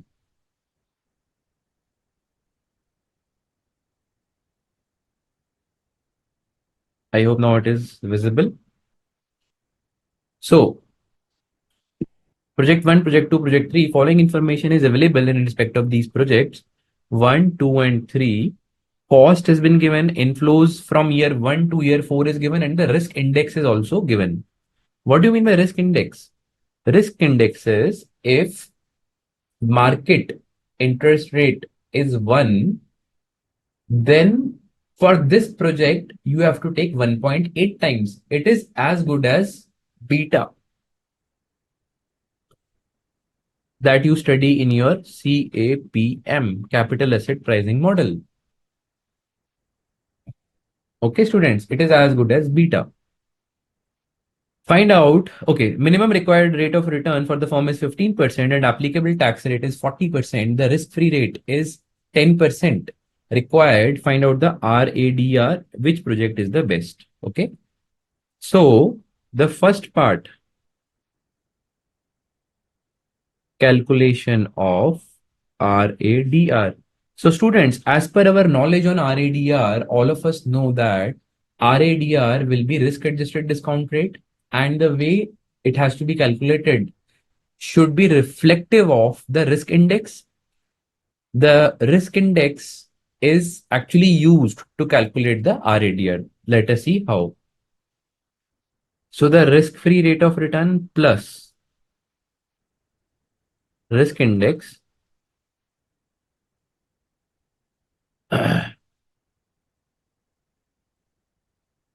required return minus risk-free rate of return. This is the formula as good as CAPM.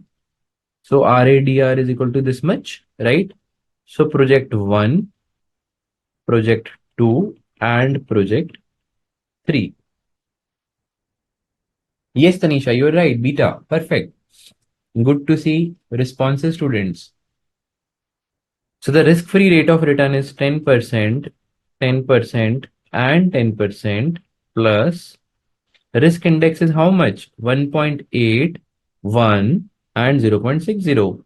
Can you see project 1 is highest risky because it is almost 1.8 times the regular project.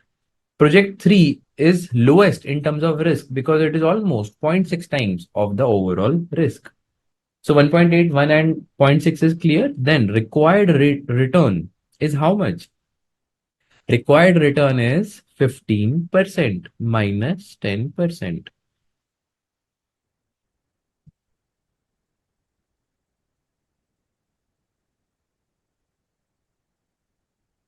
19%, 15%, and then 13%.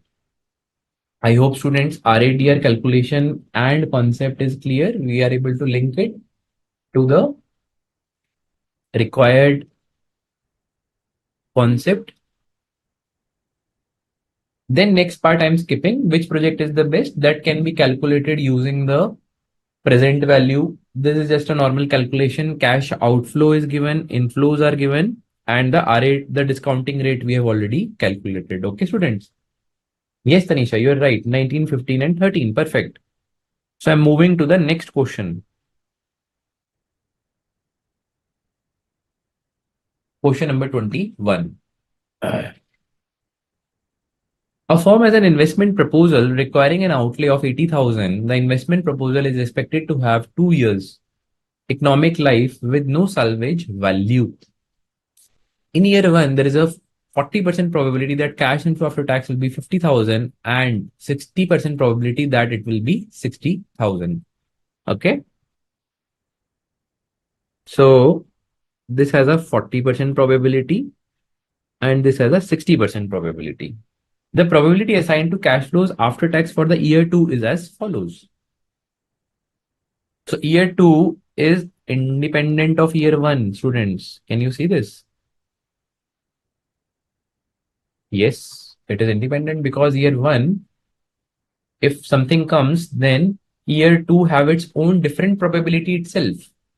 Year, in this case, it has some other probability itself. The firm uses 10% discount rate, construct a decision tree for the proposed investment project and calculate the expected net present value.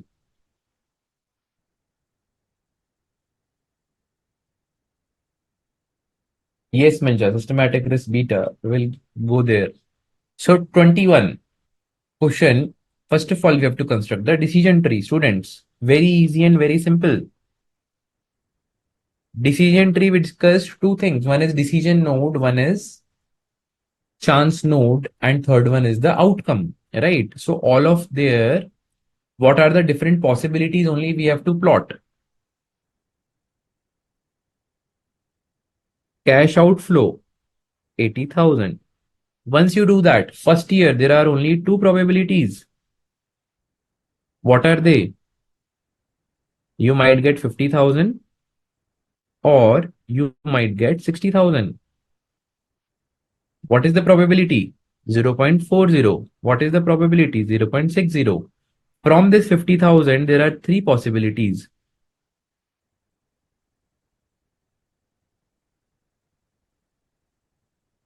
What are they? 24,000, 32,000,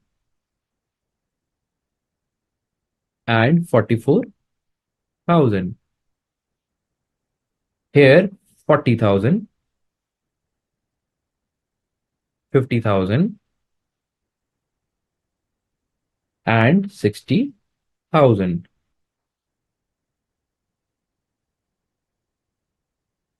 Now, can we also put probabilities? So 24, 32, 0.2, 0.3, 0.5, 0.2, 0.3, and this one has 0.5. Similarly, this one has zero point 0.4, 0.5, 0.1.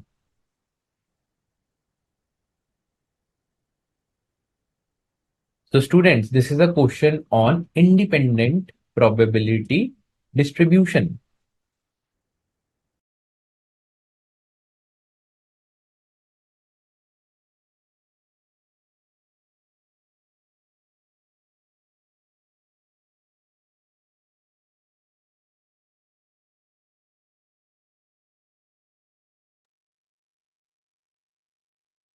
So in this case, students, we have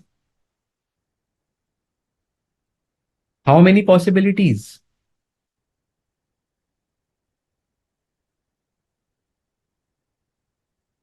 This is 1, 2, 3,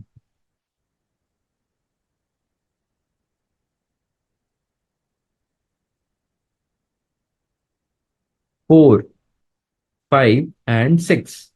Are there 6 possibilities? Yes.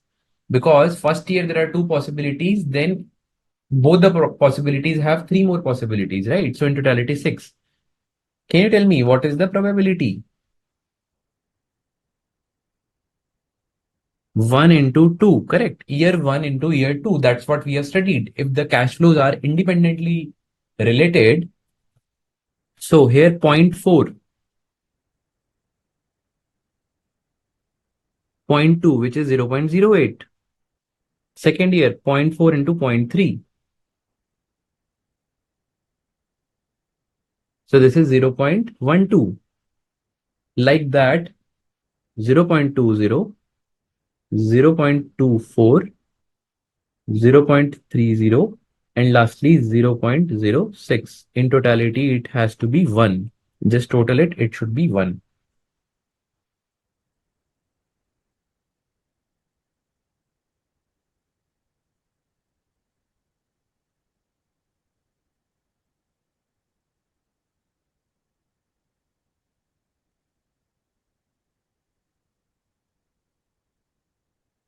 Okay, students?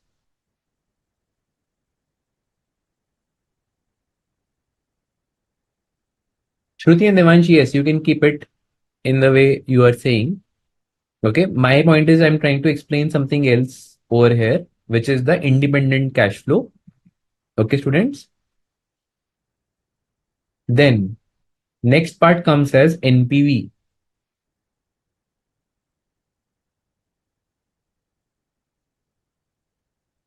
So there are 6 possibilities: 1, 2, 3, 4, 5, and lastly 6. So the first one is year 1 cash flows and year 2 cash flows, right?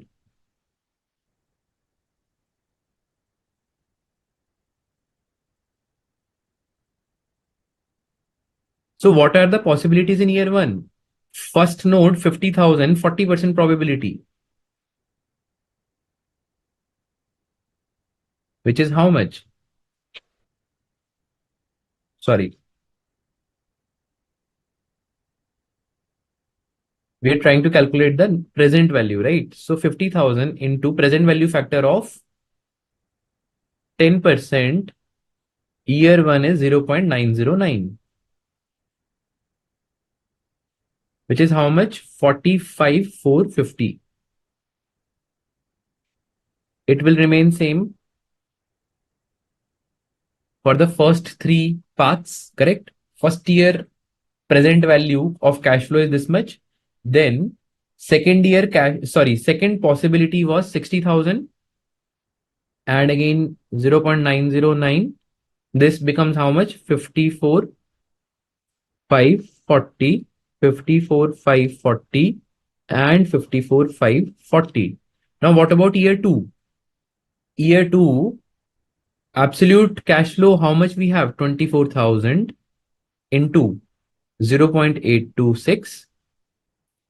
Okay, then 32,000 into 0.826, then 44,000, 0.826, then 40,000, 0.826. Fifth one is 50,000 into 0.826 because we are discounting from 2 years. So hence we are using 0.826. Then lastly 60,000 into 0.826. So these values will be 19,824,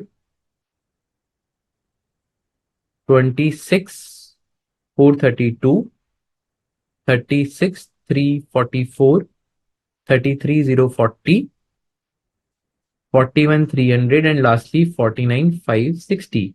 Okay, students. So the total of year 1 and year 2 will be, because these are the present values, hence we can do the total, correct? So it will be 65, 274, 71, 882, 81, 794,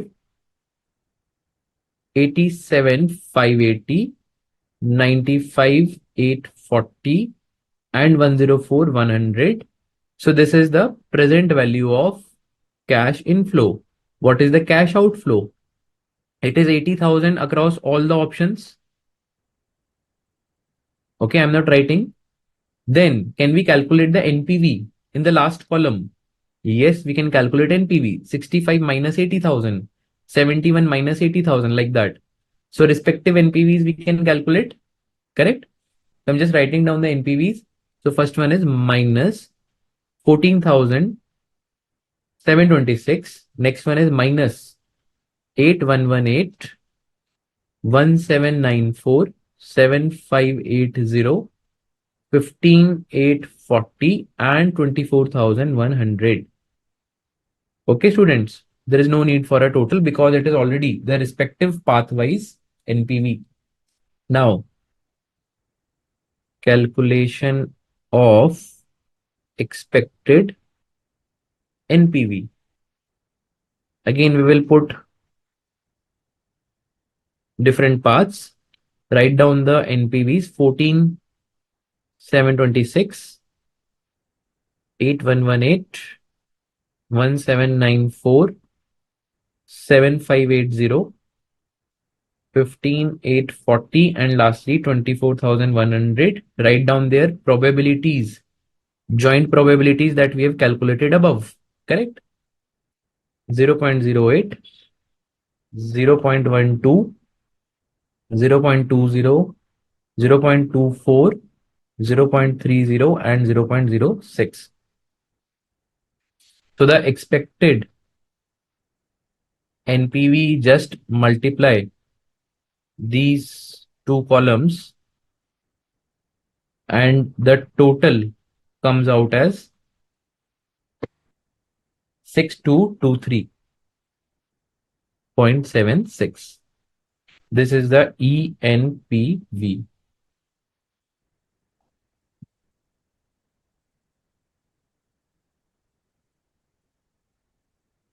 Tanisha, we have not done that because these are independent probabilities. That's why the probability distribution is independent. Okay. Let's move on. Let's keep on moving on. We have a lot of stuff to cover again today. What is the what net present value will the project yield if the worst outcome is realized? What is the probability of occurrence of this NPV? Can we say what is the worst outcome? Worst outcome, we have to identify which one is the worst. Tell me, students, the worst outcome is this one, correct? And what is the probability? 8%. Both the answers are there, right? Minus 14,276, that has the probability of 8%. I'm not writing the proper English, but this is the answer. Then the second part, it is asking us to calculate the best outcome and probability. Last part is, will the project be accepted? So the third part, what is the best outcome? 24,100, probability 6%. Fourth part, whether the project be accepted. Yes, because the expected NPV is positive. Simple.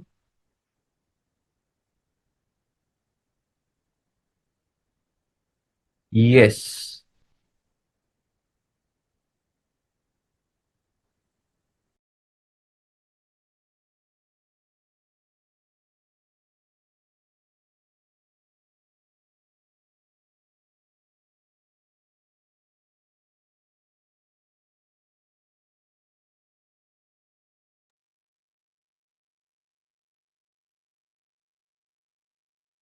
Question number 22. Sorry. Now this is on the replacement, students. A and company is contemplating whether to replace an existing machine or to spend money on overhauling it. A and company currently pays no taxes. The replacement machine costs 90,000 now and require maintenance of 10,000 at the end of every year for 8 years. At the end of 8 years, it would have a salvage value of 20,000 and would be sold. The existing machine requires increasing the amounts of maintenance each year and the salvage value which are given as follows. Opportunity cost they have given to us as 15%, whether the company should replace the existing machine. Simple. They are just trying to do a decision at a point of time where they are having two options. One is to replace or to use the existing machine. Even using the existing machine, they have four different possibilities. Okay, students. So first of all, we will calculate the incremental cost on account of the new machine. Correct? The incremental annual cost on account of the new machine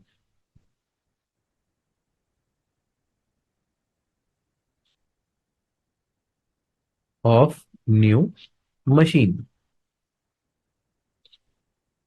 So students, first of all, what is the cost of machine? The new machine. It is 90,000, clear? Then plus present value of annual repairs. Those will be done at the rate of 10,000, right? Into present value factor for 15% at the rate of 8 years is 4.4873. So this comes as 44,873. Right, students? So this is understood. The total cost that will be spent in terms of outflow at a present value level will be 1,34,873. Correct, students? Then less present value of sales, right? Which will be how much? 20,000 multiplied by 0.3269. This is 6538.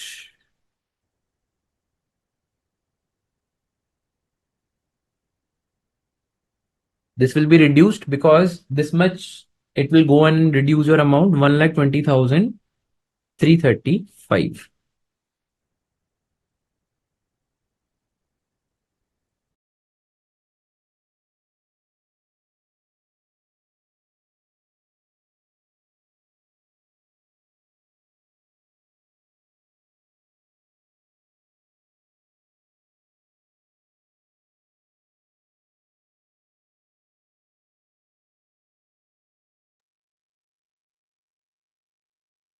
Then, so students, this is the cost of 8 years, right?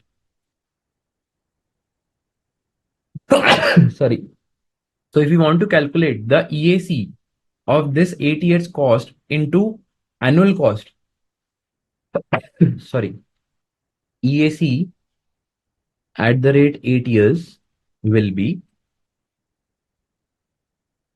we have to just divide 128,335 divided by 4.4873. 873.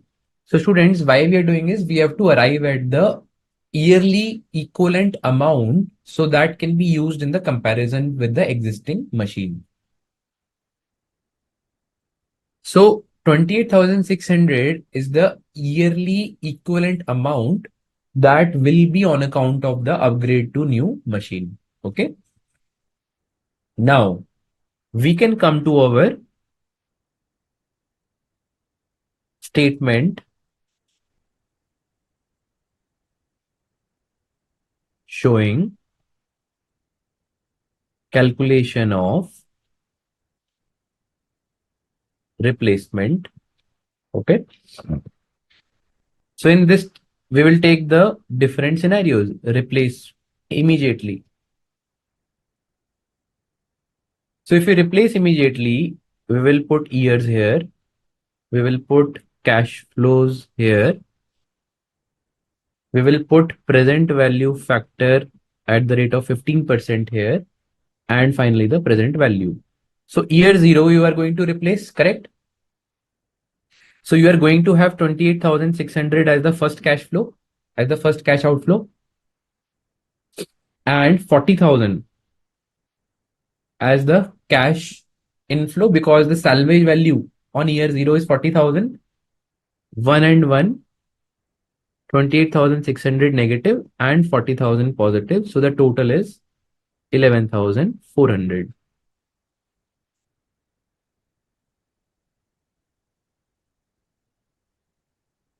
Replace in 1 year. In this case, first of all, you will spend 10,000 on maintenance and you will realize 25,000. So 10,000 on maintenance, 25,000 you will recover, and 28,600 will be a cost. Correct? Present value factor will be 0.870, 870, 870. And we can just simply multiply and calculate the NPV 11, 830 to negative. Similarly, replace in second year. Okay, so you are replacing in second year. You will still incur 10,000 on maintenance first year. You will also incur 20,000 on maintenance in the second year. And you will get a salvage value after the end of second year, which is 15,000 only. So plus 15,000. Plus you will also incur the equivalent annualized cost of 28,600. So this will be multiplied by year one present value and annuity factor, and the rest all will be year two and year two present value factor.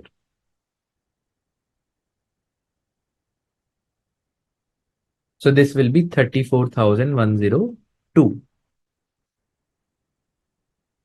I hope everyone is there with me till now.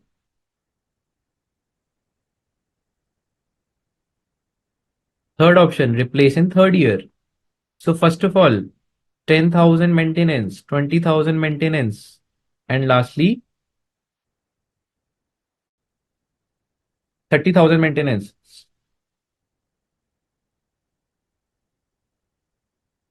Correct, students? And salvage value will be only 10,000 plus 28,600, any which ways you will incur for the previous machinery. Okay. 0.870, 20,000 will be 0.756, 30,000 will be year three annuity factor, which is 0.658,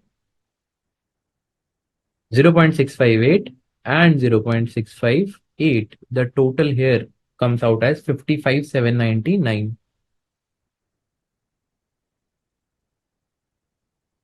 Then replace in fourth year.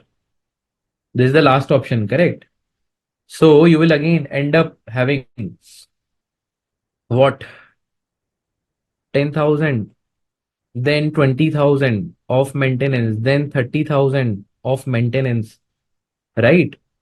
And then I think again 40,000 of maintenance. There is no salvage value here. and you will also incur 28,600 as your ongoing cost.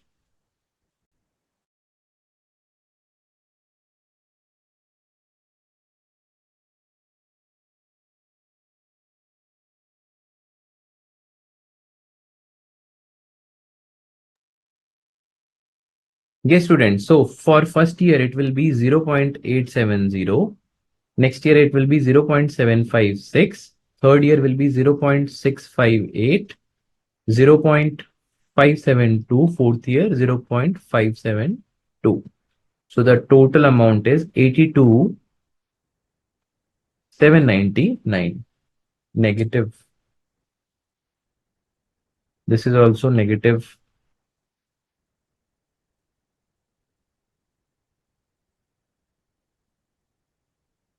Okay, students. So finally, we will replace immediately. Why? Because NPV is highest. Okay, students. I hope this question is clear. So this question had two problems statement. One is you will invest in a new machine or whether you will carry on your existing machine. No, Tanisha, we should repair immediately, not in 1 year, but immediately, correct? Because immediately the NPV is coming highest. Rest all places NPV is negative. Okay? Yes. Now let's come to question number 23, students. Quickly. A company has an old machine having a book value 0, which can be sold for 50,000. The WDV is 0 and selling price is 50,000. The company is thinking to choose one of the following two alternatives to incur additional cost of 10 lakhs to upgrade the old machine. To replace old machine with a new machine costing 20 lakhs plus installation cost of 50,000. Right. So the overall cost becomes 20 lakh 50,000 here. Both the above proposals and we say useful life to be 5 years, the salvage value to be nil. In both the proposals, you can say that useful life is 5 years and salvage value is nil. The expected after-tax profits for the above three alternatives are as under. Three alternatives are there, right? Old machine, upgraded machine, and new machine. Okay. So tax rate is 40%. The company follows straight line method of depreciation. Assume 15% to be the cost of capital, and they have given you. You are required to advise which alternative is to be adopted. Okay. So we have to calculate two incremental options. One is this to this or this to this. Okay, students. So first one. First of all, let's talk about cash outflow. In case machine is upgraded.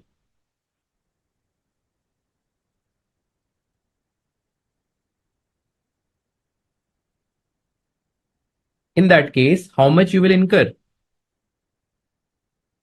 Outflow will be 10 lakhs. In case of new machine, cost 20 lakhs. Installation will happen at 50,000.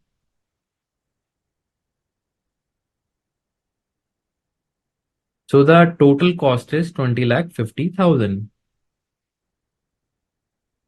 Okay. Plus, one more thing which will happen is we will also sell off the existing machinery, less disposal of existing machine, which will give us how much? 50,000. But there will be a tax on that 50,000 at the rate of 40,000 because WDV is 0. Correct, students? So it will give us 30,000. So the net amount will be 20 lakh 20,000. Why this 30,000 is not appearing in the first case? Because in the first case, we are continuing with the first machine. Okay.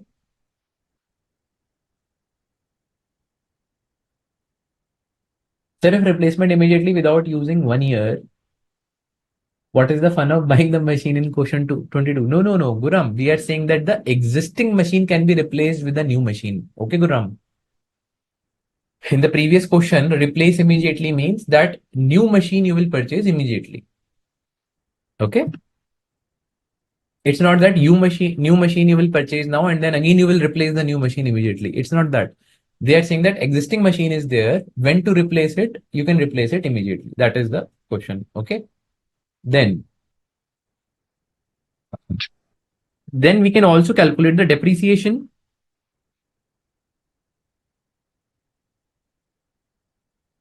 First alternative is what? Upgradation, right? Upgradation 10 lakhs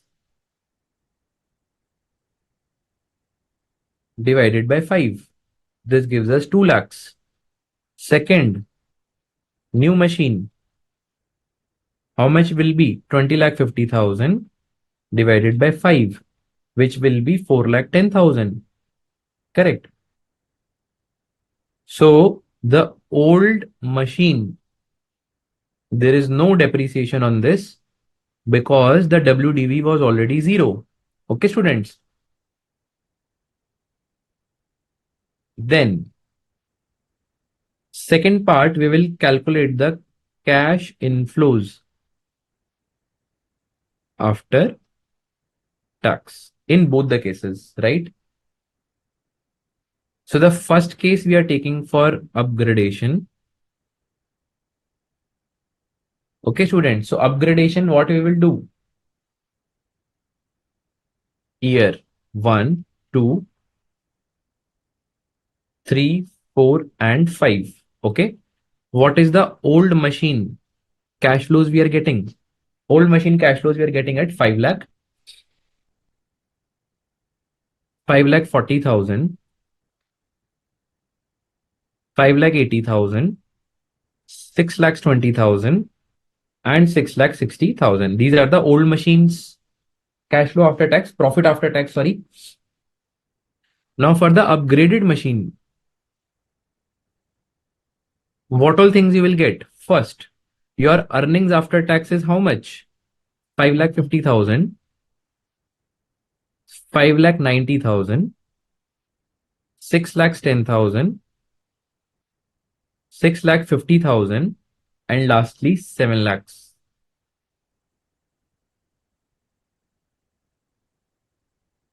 Yes, Tanisha. Depreciation. No, no, no. Wait, wait, wait. Tanisha is saying depreciation should be 20 lakh 20,000. No. The present value of cash outflow is 20 lakh 20,000, but for the depreciation purposes, you will get 20 lakh 50,000, Tanisha. Okay, which is the cost plus installation cost. Okay. The way this depreciation works is the initial cost divided by 5 years, right? Then depreciation. Depreciation will be 2 lakhs, 2 lakhs, 2 lakhs, 2 lakhs, and 2 lakhs. So students, please note this question is unique because in this question you have been given earnings after tax. We have to calculate cash flows after tax. So earnings after tax, if you add depreciation, then you get the cash flows after tax and then incremental cash flow after tax. So cash flow after tax will be plus of these two, 550 plus 2, which is 750. 590 plus 2, 790. Then 810. Then 850. And finally 9 lakhs. So the incremental cash flow will be 750 minus 5. Minus 5 lakhs, I mean 7 lakh 50,000 minus 5 lakhs, which is 2 lakh 50,000. Here also it is 7 lakh 90,000 minus 5 lakh 40,000, which is 2 lakh 50,000. Then 2 lakh 30,000. So this minus this. Then again 850 minus 620, 270. Sorry, 850 minus 620, 230. 9 minus 660, 240.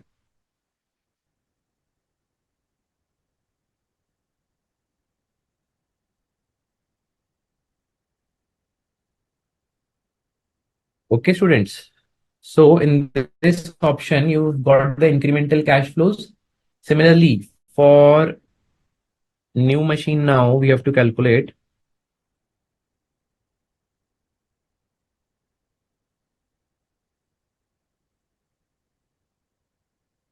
New machine we have to calculate year 1, 2, 3, 4, and 5, right?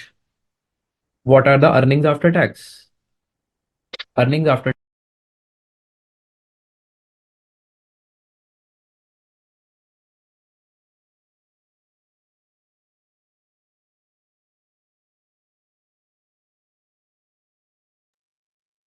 earnings after tax are 6 lakhs. In case new option is selected, then another 6 lakh 40,000, then another 6 lakhs 90,000, 7 lakh 40,000, and lastly 8 lakhs. Then depreciation we need to add. What was the depreciation? 20 lakh 50,000 divided by 5. 4 lakh 10,000, 4 lakh 10,000, 4 lakh 10,000, 4 lakh 10,000, 4 lakh 10,000. Then cash flow after tax will be adding both these two. 10 lakh 10,000, 640 plus 410, 10 lakh 50,000, 410 plus 690, 11 lakhs, 740 plus 410, 11 lakh 50,000, 8 plus 410, 12 lakh 10,000. Then incremental cash flow after tax. Again, this incremental we have to compare from the existing machinery, right? So 1010 minus 5 lakh. 5 lakh 10,000. 1050 minus 5 lakh 40.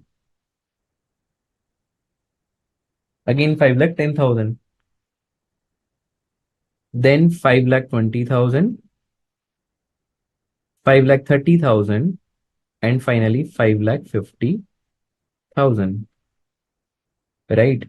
Now we have to calculate the present value of both the options,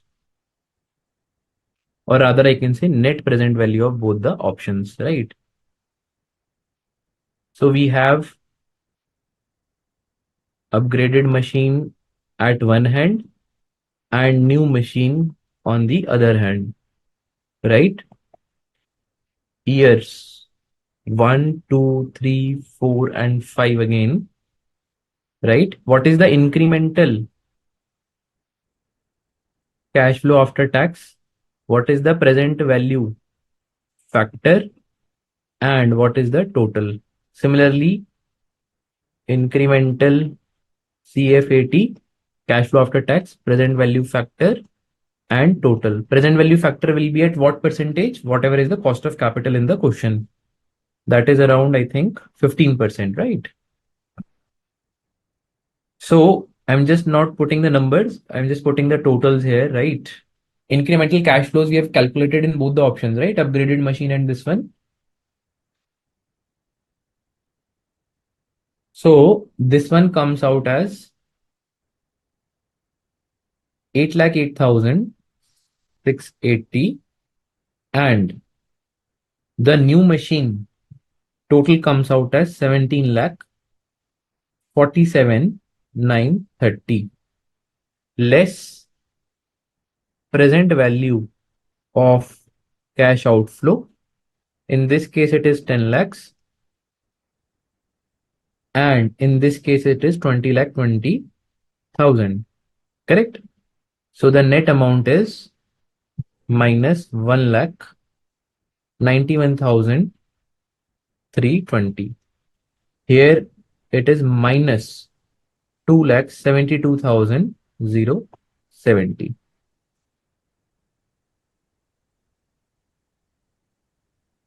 Now, our conclusion, whether you upgrade the new machine or whether you replace it, sorry, whether you upgrade the existing machine or whether you replace it with the new machine, in both cases, the NPV coming as negative. So that means there is no need to upgrade or there is no need to go to the new machine. We can continue with the existing machine.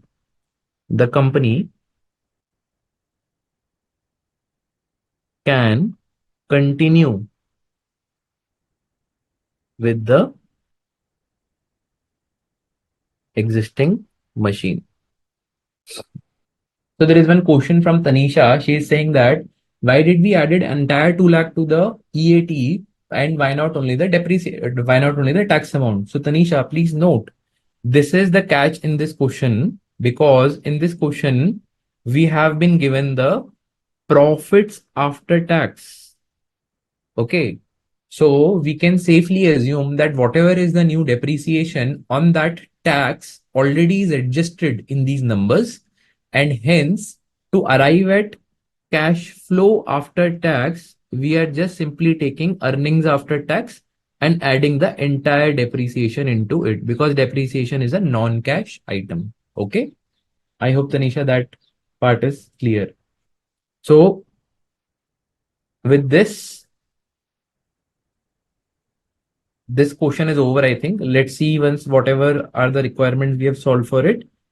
Assume cost, you're required to advise the company as to which the alternate is to be adopted. So our advice is that company should continue with the existing machine as is, without any upgrade and without any new machine. Okay. I hope this is clear, students. Now let's go to the next question, which is question number 24. Company X is forced to choose between two machines, machines A and machine B. The two machines are designed differently but have identical capacity and do exactly the same job. Machine A costs 1,50,000 and will last for 3 years. It costs 40,000 per year to run. Machine B is an economy model costing only 1 lakh, but it will last only for 2 years and cost 60,000 per year to run. These are the real cash flows. So students, now you can connect your knowledge on the real cash flows. That means these are not inflation adjusted. I mean, these are not having the inflation amounts in these. The costs are forecasted in rupees of constant purchasing power, which is actually what is meant by the real cash flows, right? Ignore tax, opportunity cost is 10%, which machine company X should buy. Okay, so first of all, for arriving at the solution here, we need to first see and compare the NPVs, correct? And before we compare the NPV, after we compare the NPVs, we also need to be following the EAC method in this because the lives are different. Okay. So two machines A and B, purchase cost is 1,50,000 here and 1 lakh here. Life of machines is 3 and 2. Running cost is how much? 40,000 for machine A and 60,000 for machine B. So PVAF for 10% 3 years and 10% 2 years. We are taking both of them differently, right? 2.486, 1.735. So present value of running cost, we can just simply multiply 40,000 with the PVAF of 10% for 3 years, right? We will get 99,440. And here we get 1,04,100. So the cash outflow, the total cash outflow will be 1,50,000 plus 99,440, which is 249,440. Similarly here, B plus 104,100.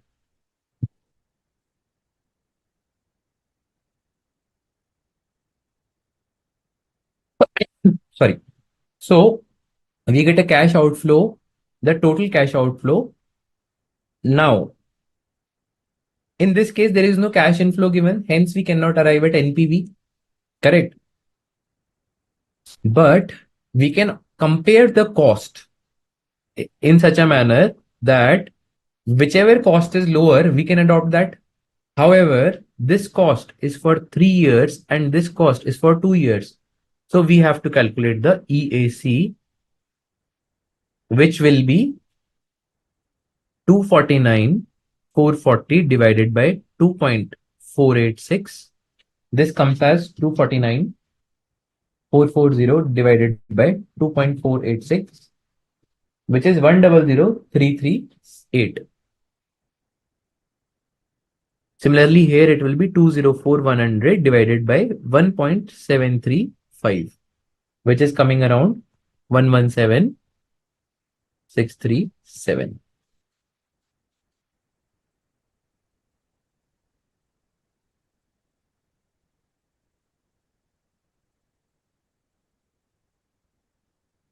Okay.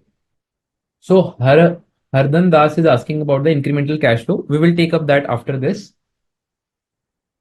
Yes, Mansha, that answer is correct. So yeah, Hardan Das, so incremental cash flow from the previous question, I think you're trying to ask. So incremental cash flow, we have to calculate in such a manner that we have two options in this question. One is the upgraded machine and second is the new machine. So the upgraded machine, in both the cases, we have been given earnings after tax, right? So we cannot actually take the EAT as incremental CFAT because EAT needs to be adjusted for depreciation. In the old existing machine, there is zero depreciation. In the upgraded machine, there is some depreciation which we have adjusted. So let me go to that statement. So this 550 plus 2 lakh, we have adjusted to arrive at the cash flow after tax. And cash flow after tax of the old machine is 5 lakhs. Hence the incremental cash flow after tax comes as 2,50,000. Okay. Similarly, for new machine also, whatever is the depreciation on new machine have been added to the EAT to arrive at cash flow after tax and hence the incremental cash flow after tax. Okay, Tanisha. Okay, Hardan Das. I hope this is clear. So, basis this, which option you will select, A or B? Definitely we will go with A because A has lower EAC. Okay.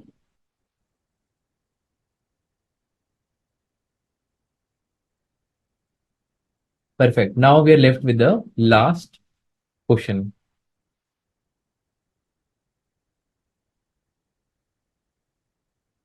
Dear students, Trouble Free Solutions is an authorized service vendor of a reputed domestic air conditioner manufacturing company. All complaint services related matters of AC are attended by the service center. The service center employs a large number of mechanics, each of whom is provided with a motorbike to attend the complaints. Each mechanic travels approximately 40,000 kilometers per annum. TFS decides to continue its present policy of always buying a new bike for its mechanics, but wonders whether the present policy of replacing the bike every 3 years is optimal or not. So they have a present policy of replacing the bike with a new bike in every 3 years, and they're revisiting that policy. Okay. It is of the belief that as new models are entering into the market on yearly basis, it wishes to consider whether a replacement of either 1 or 2 years would be a better option than the 3 year period. So they are just trying to understand whether 1 year or 2 year replacement could be a better option than a third year replacement. The fleet of bike is due for replacement shortly in near future. The purchase of the latest model is at 55,000 rupees. The resale value of the used bike, of the current used bike, okay, is this much. Running and maintenance expenses, excluding depreciation, are as follows: roads and petrol. Using opportunity cost at 10%, you are required to determine the optimal replacement period of the bike.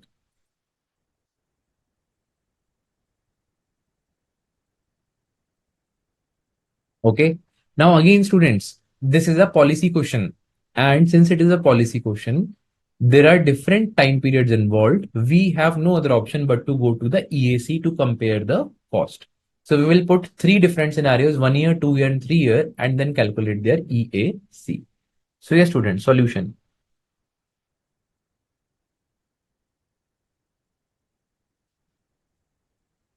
Okay.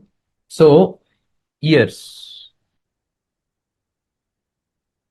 1, 2, and 3.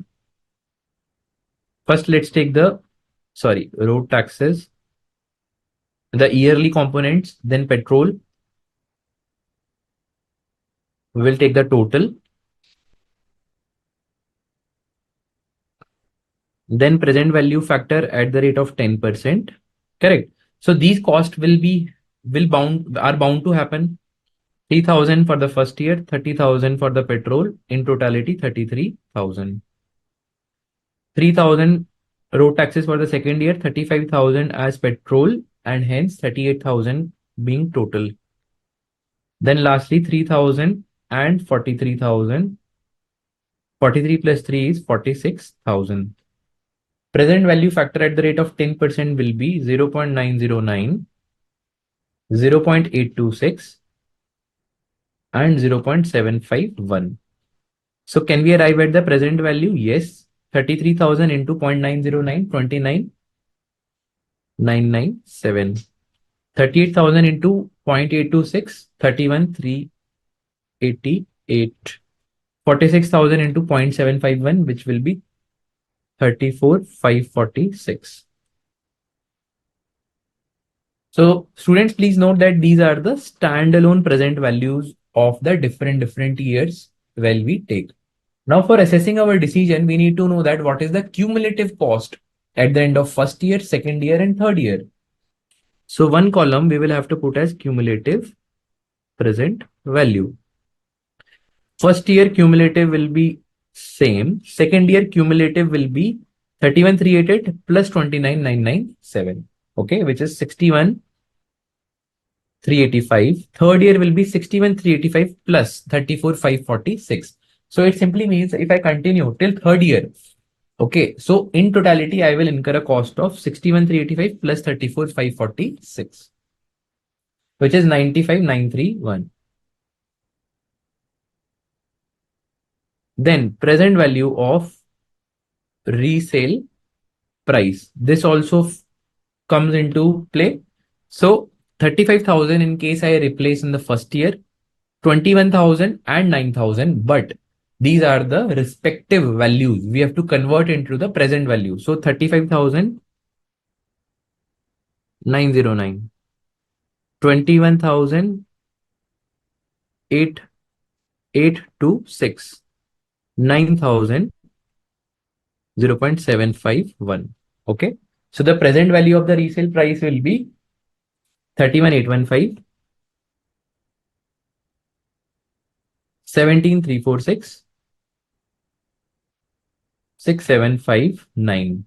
Okay. So the net outflow.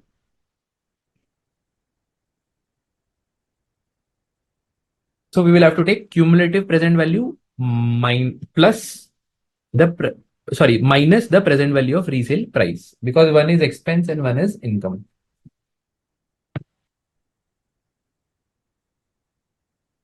$61,385 minus 17,346, 44,039.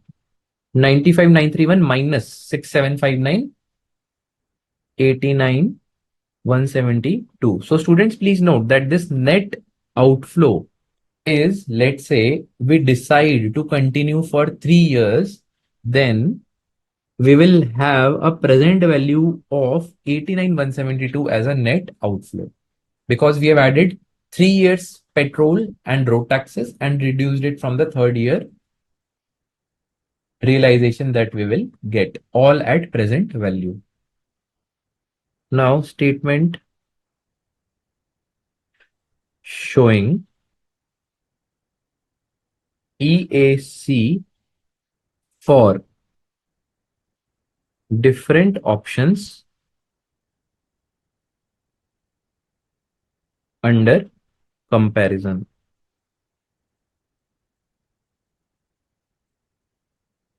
Okay.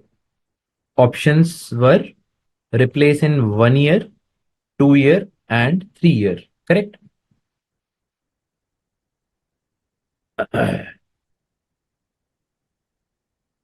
What is the purchase price? 55,000, 55,000, and 55,000. Net outflow that we have calculated above will be, in case we replace in the first year, it will be 1818. That means it is a income, right? Because our resale value will be higher in the first year. So it is 1818. Then second year, 44039. Third year, 89,172. So total outflow will be 55 plus minus 1818, which is 55,000 minus 1818. It will be 53,182. Okay. Then 99,039. And lastly, 144,172. PVAF at the rate of 10%. So here we will use the annuity factor, right, students? Because we have to calculate the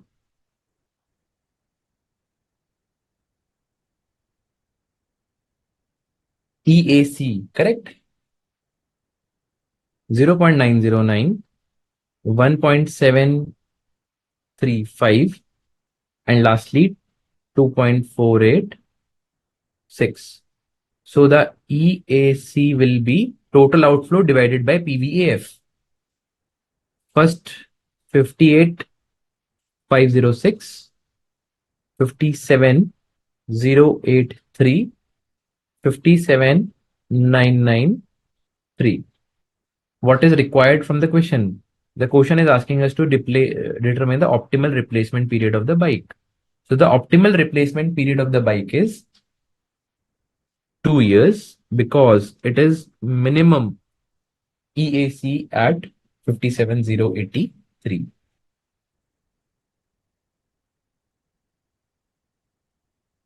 Manisha, that is not asked in the question. So let's stick to what is asked in the question. Okay.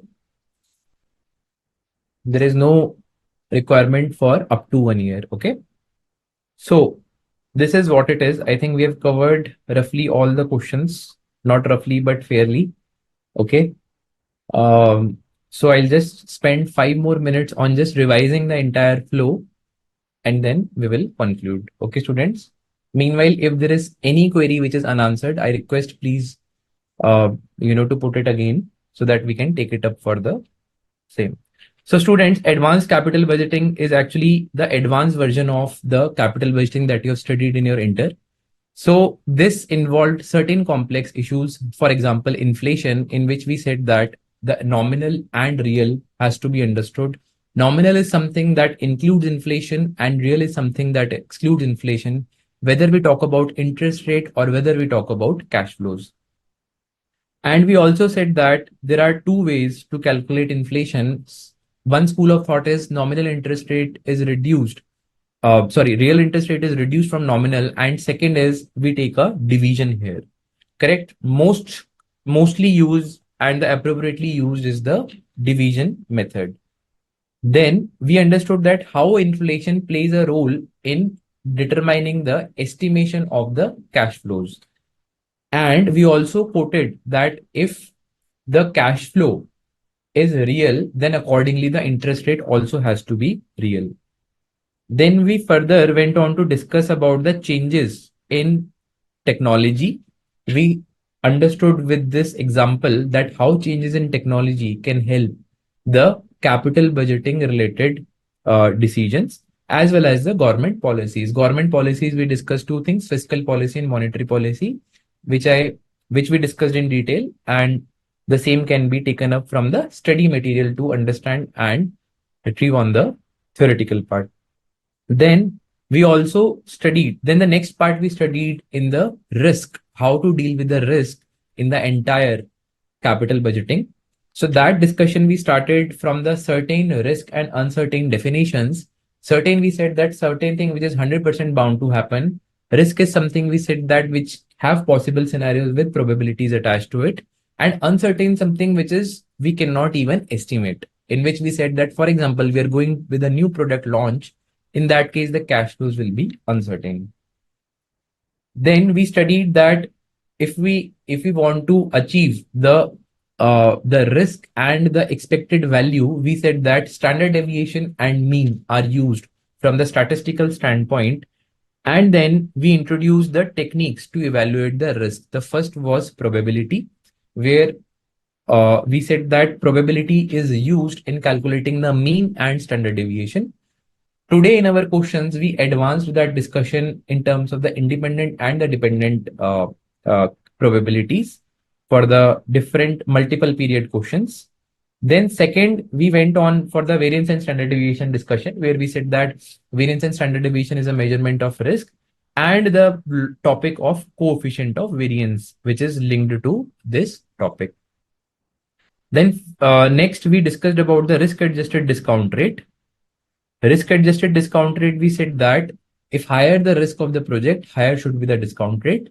Similarly, certainty equivalent approach deals with the adjustment of cash flows in case of the different risk elements in the project. There we studied about the CE, coefficient of certainty equivalent, which measures the guaranteed cash flows divided by the total cash flows. We compared what are the differences between RADR and CE. So CE actually reduces the cash flows. RADR increases the discount rate if the risk element is high, and hence both of them has the effect of reducing the NPV. Then finally, we went on with the sensitivity and scenario analysis. So sensitivity students, we discussed that if capital budgeting is a model, there are different types of inputs. What is the change in input that will lead to the change in output, and what is the measure of that? That is given by the sensitivity. Today, we solved certain questions on sensitivity as well. Scenario, we said that if let's say more than one variable change at a time, that is a different scenario, and hence this comes under the scenario analysis. Sensitivity, one change of variable at one time. Then we studied about simulation. I'm not repeating the simulation again because we have studied and built upon our discussion through use of random numbers, through use of the exogenous variables and parameters. And we discussed about one of the question that is given our study material basis that decision tree decision tree analysis. We discussed how different possibilities can be carved out in particular decision tree, and today also we solved one of the question here. Okay, so Tanisha is saying yes. So sorry, she's asking that these questions are from the module. Yes, all these questions are from the study material only. Okay, Suraj, these questions are from the study material, and the assignments were already uploaded. Okay, so this was the decision tree, and the last topic was the replacement cycle, for which we have did today enough questions. So one thing to be kept in mind is, if let's say we are talking about a policy decision, so we have to always compare a EAC there. And if we are trying to calculate the point in time cost, then we can compare the absolute NPVs.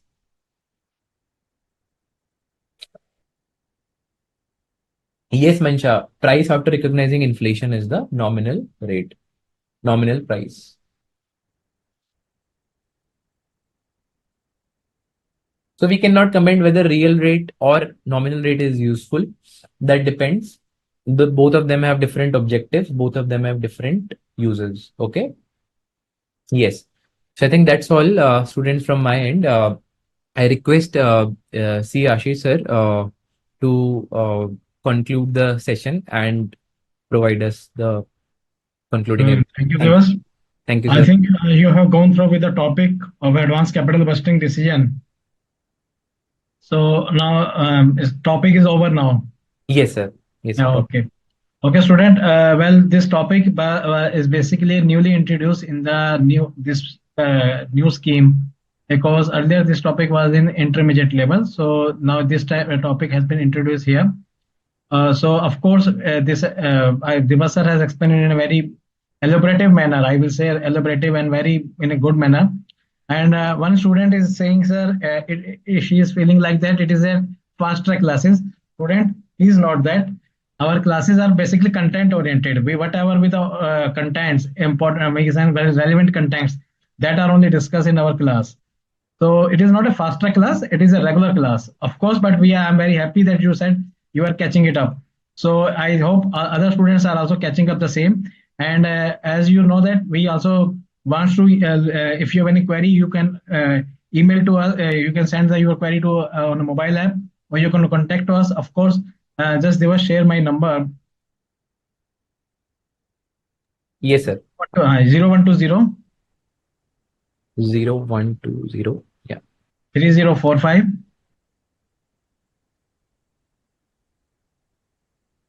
956.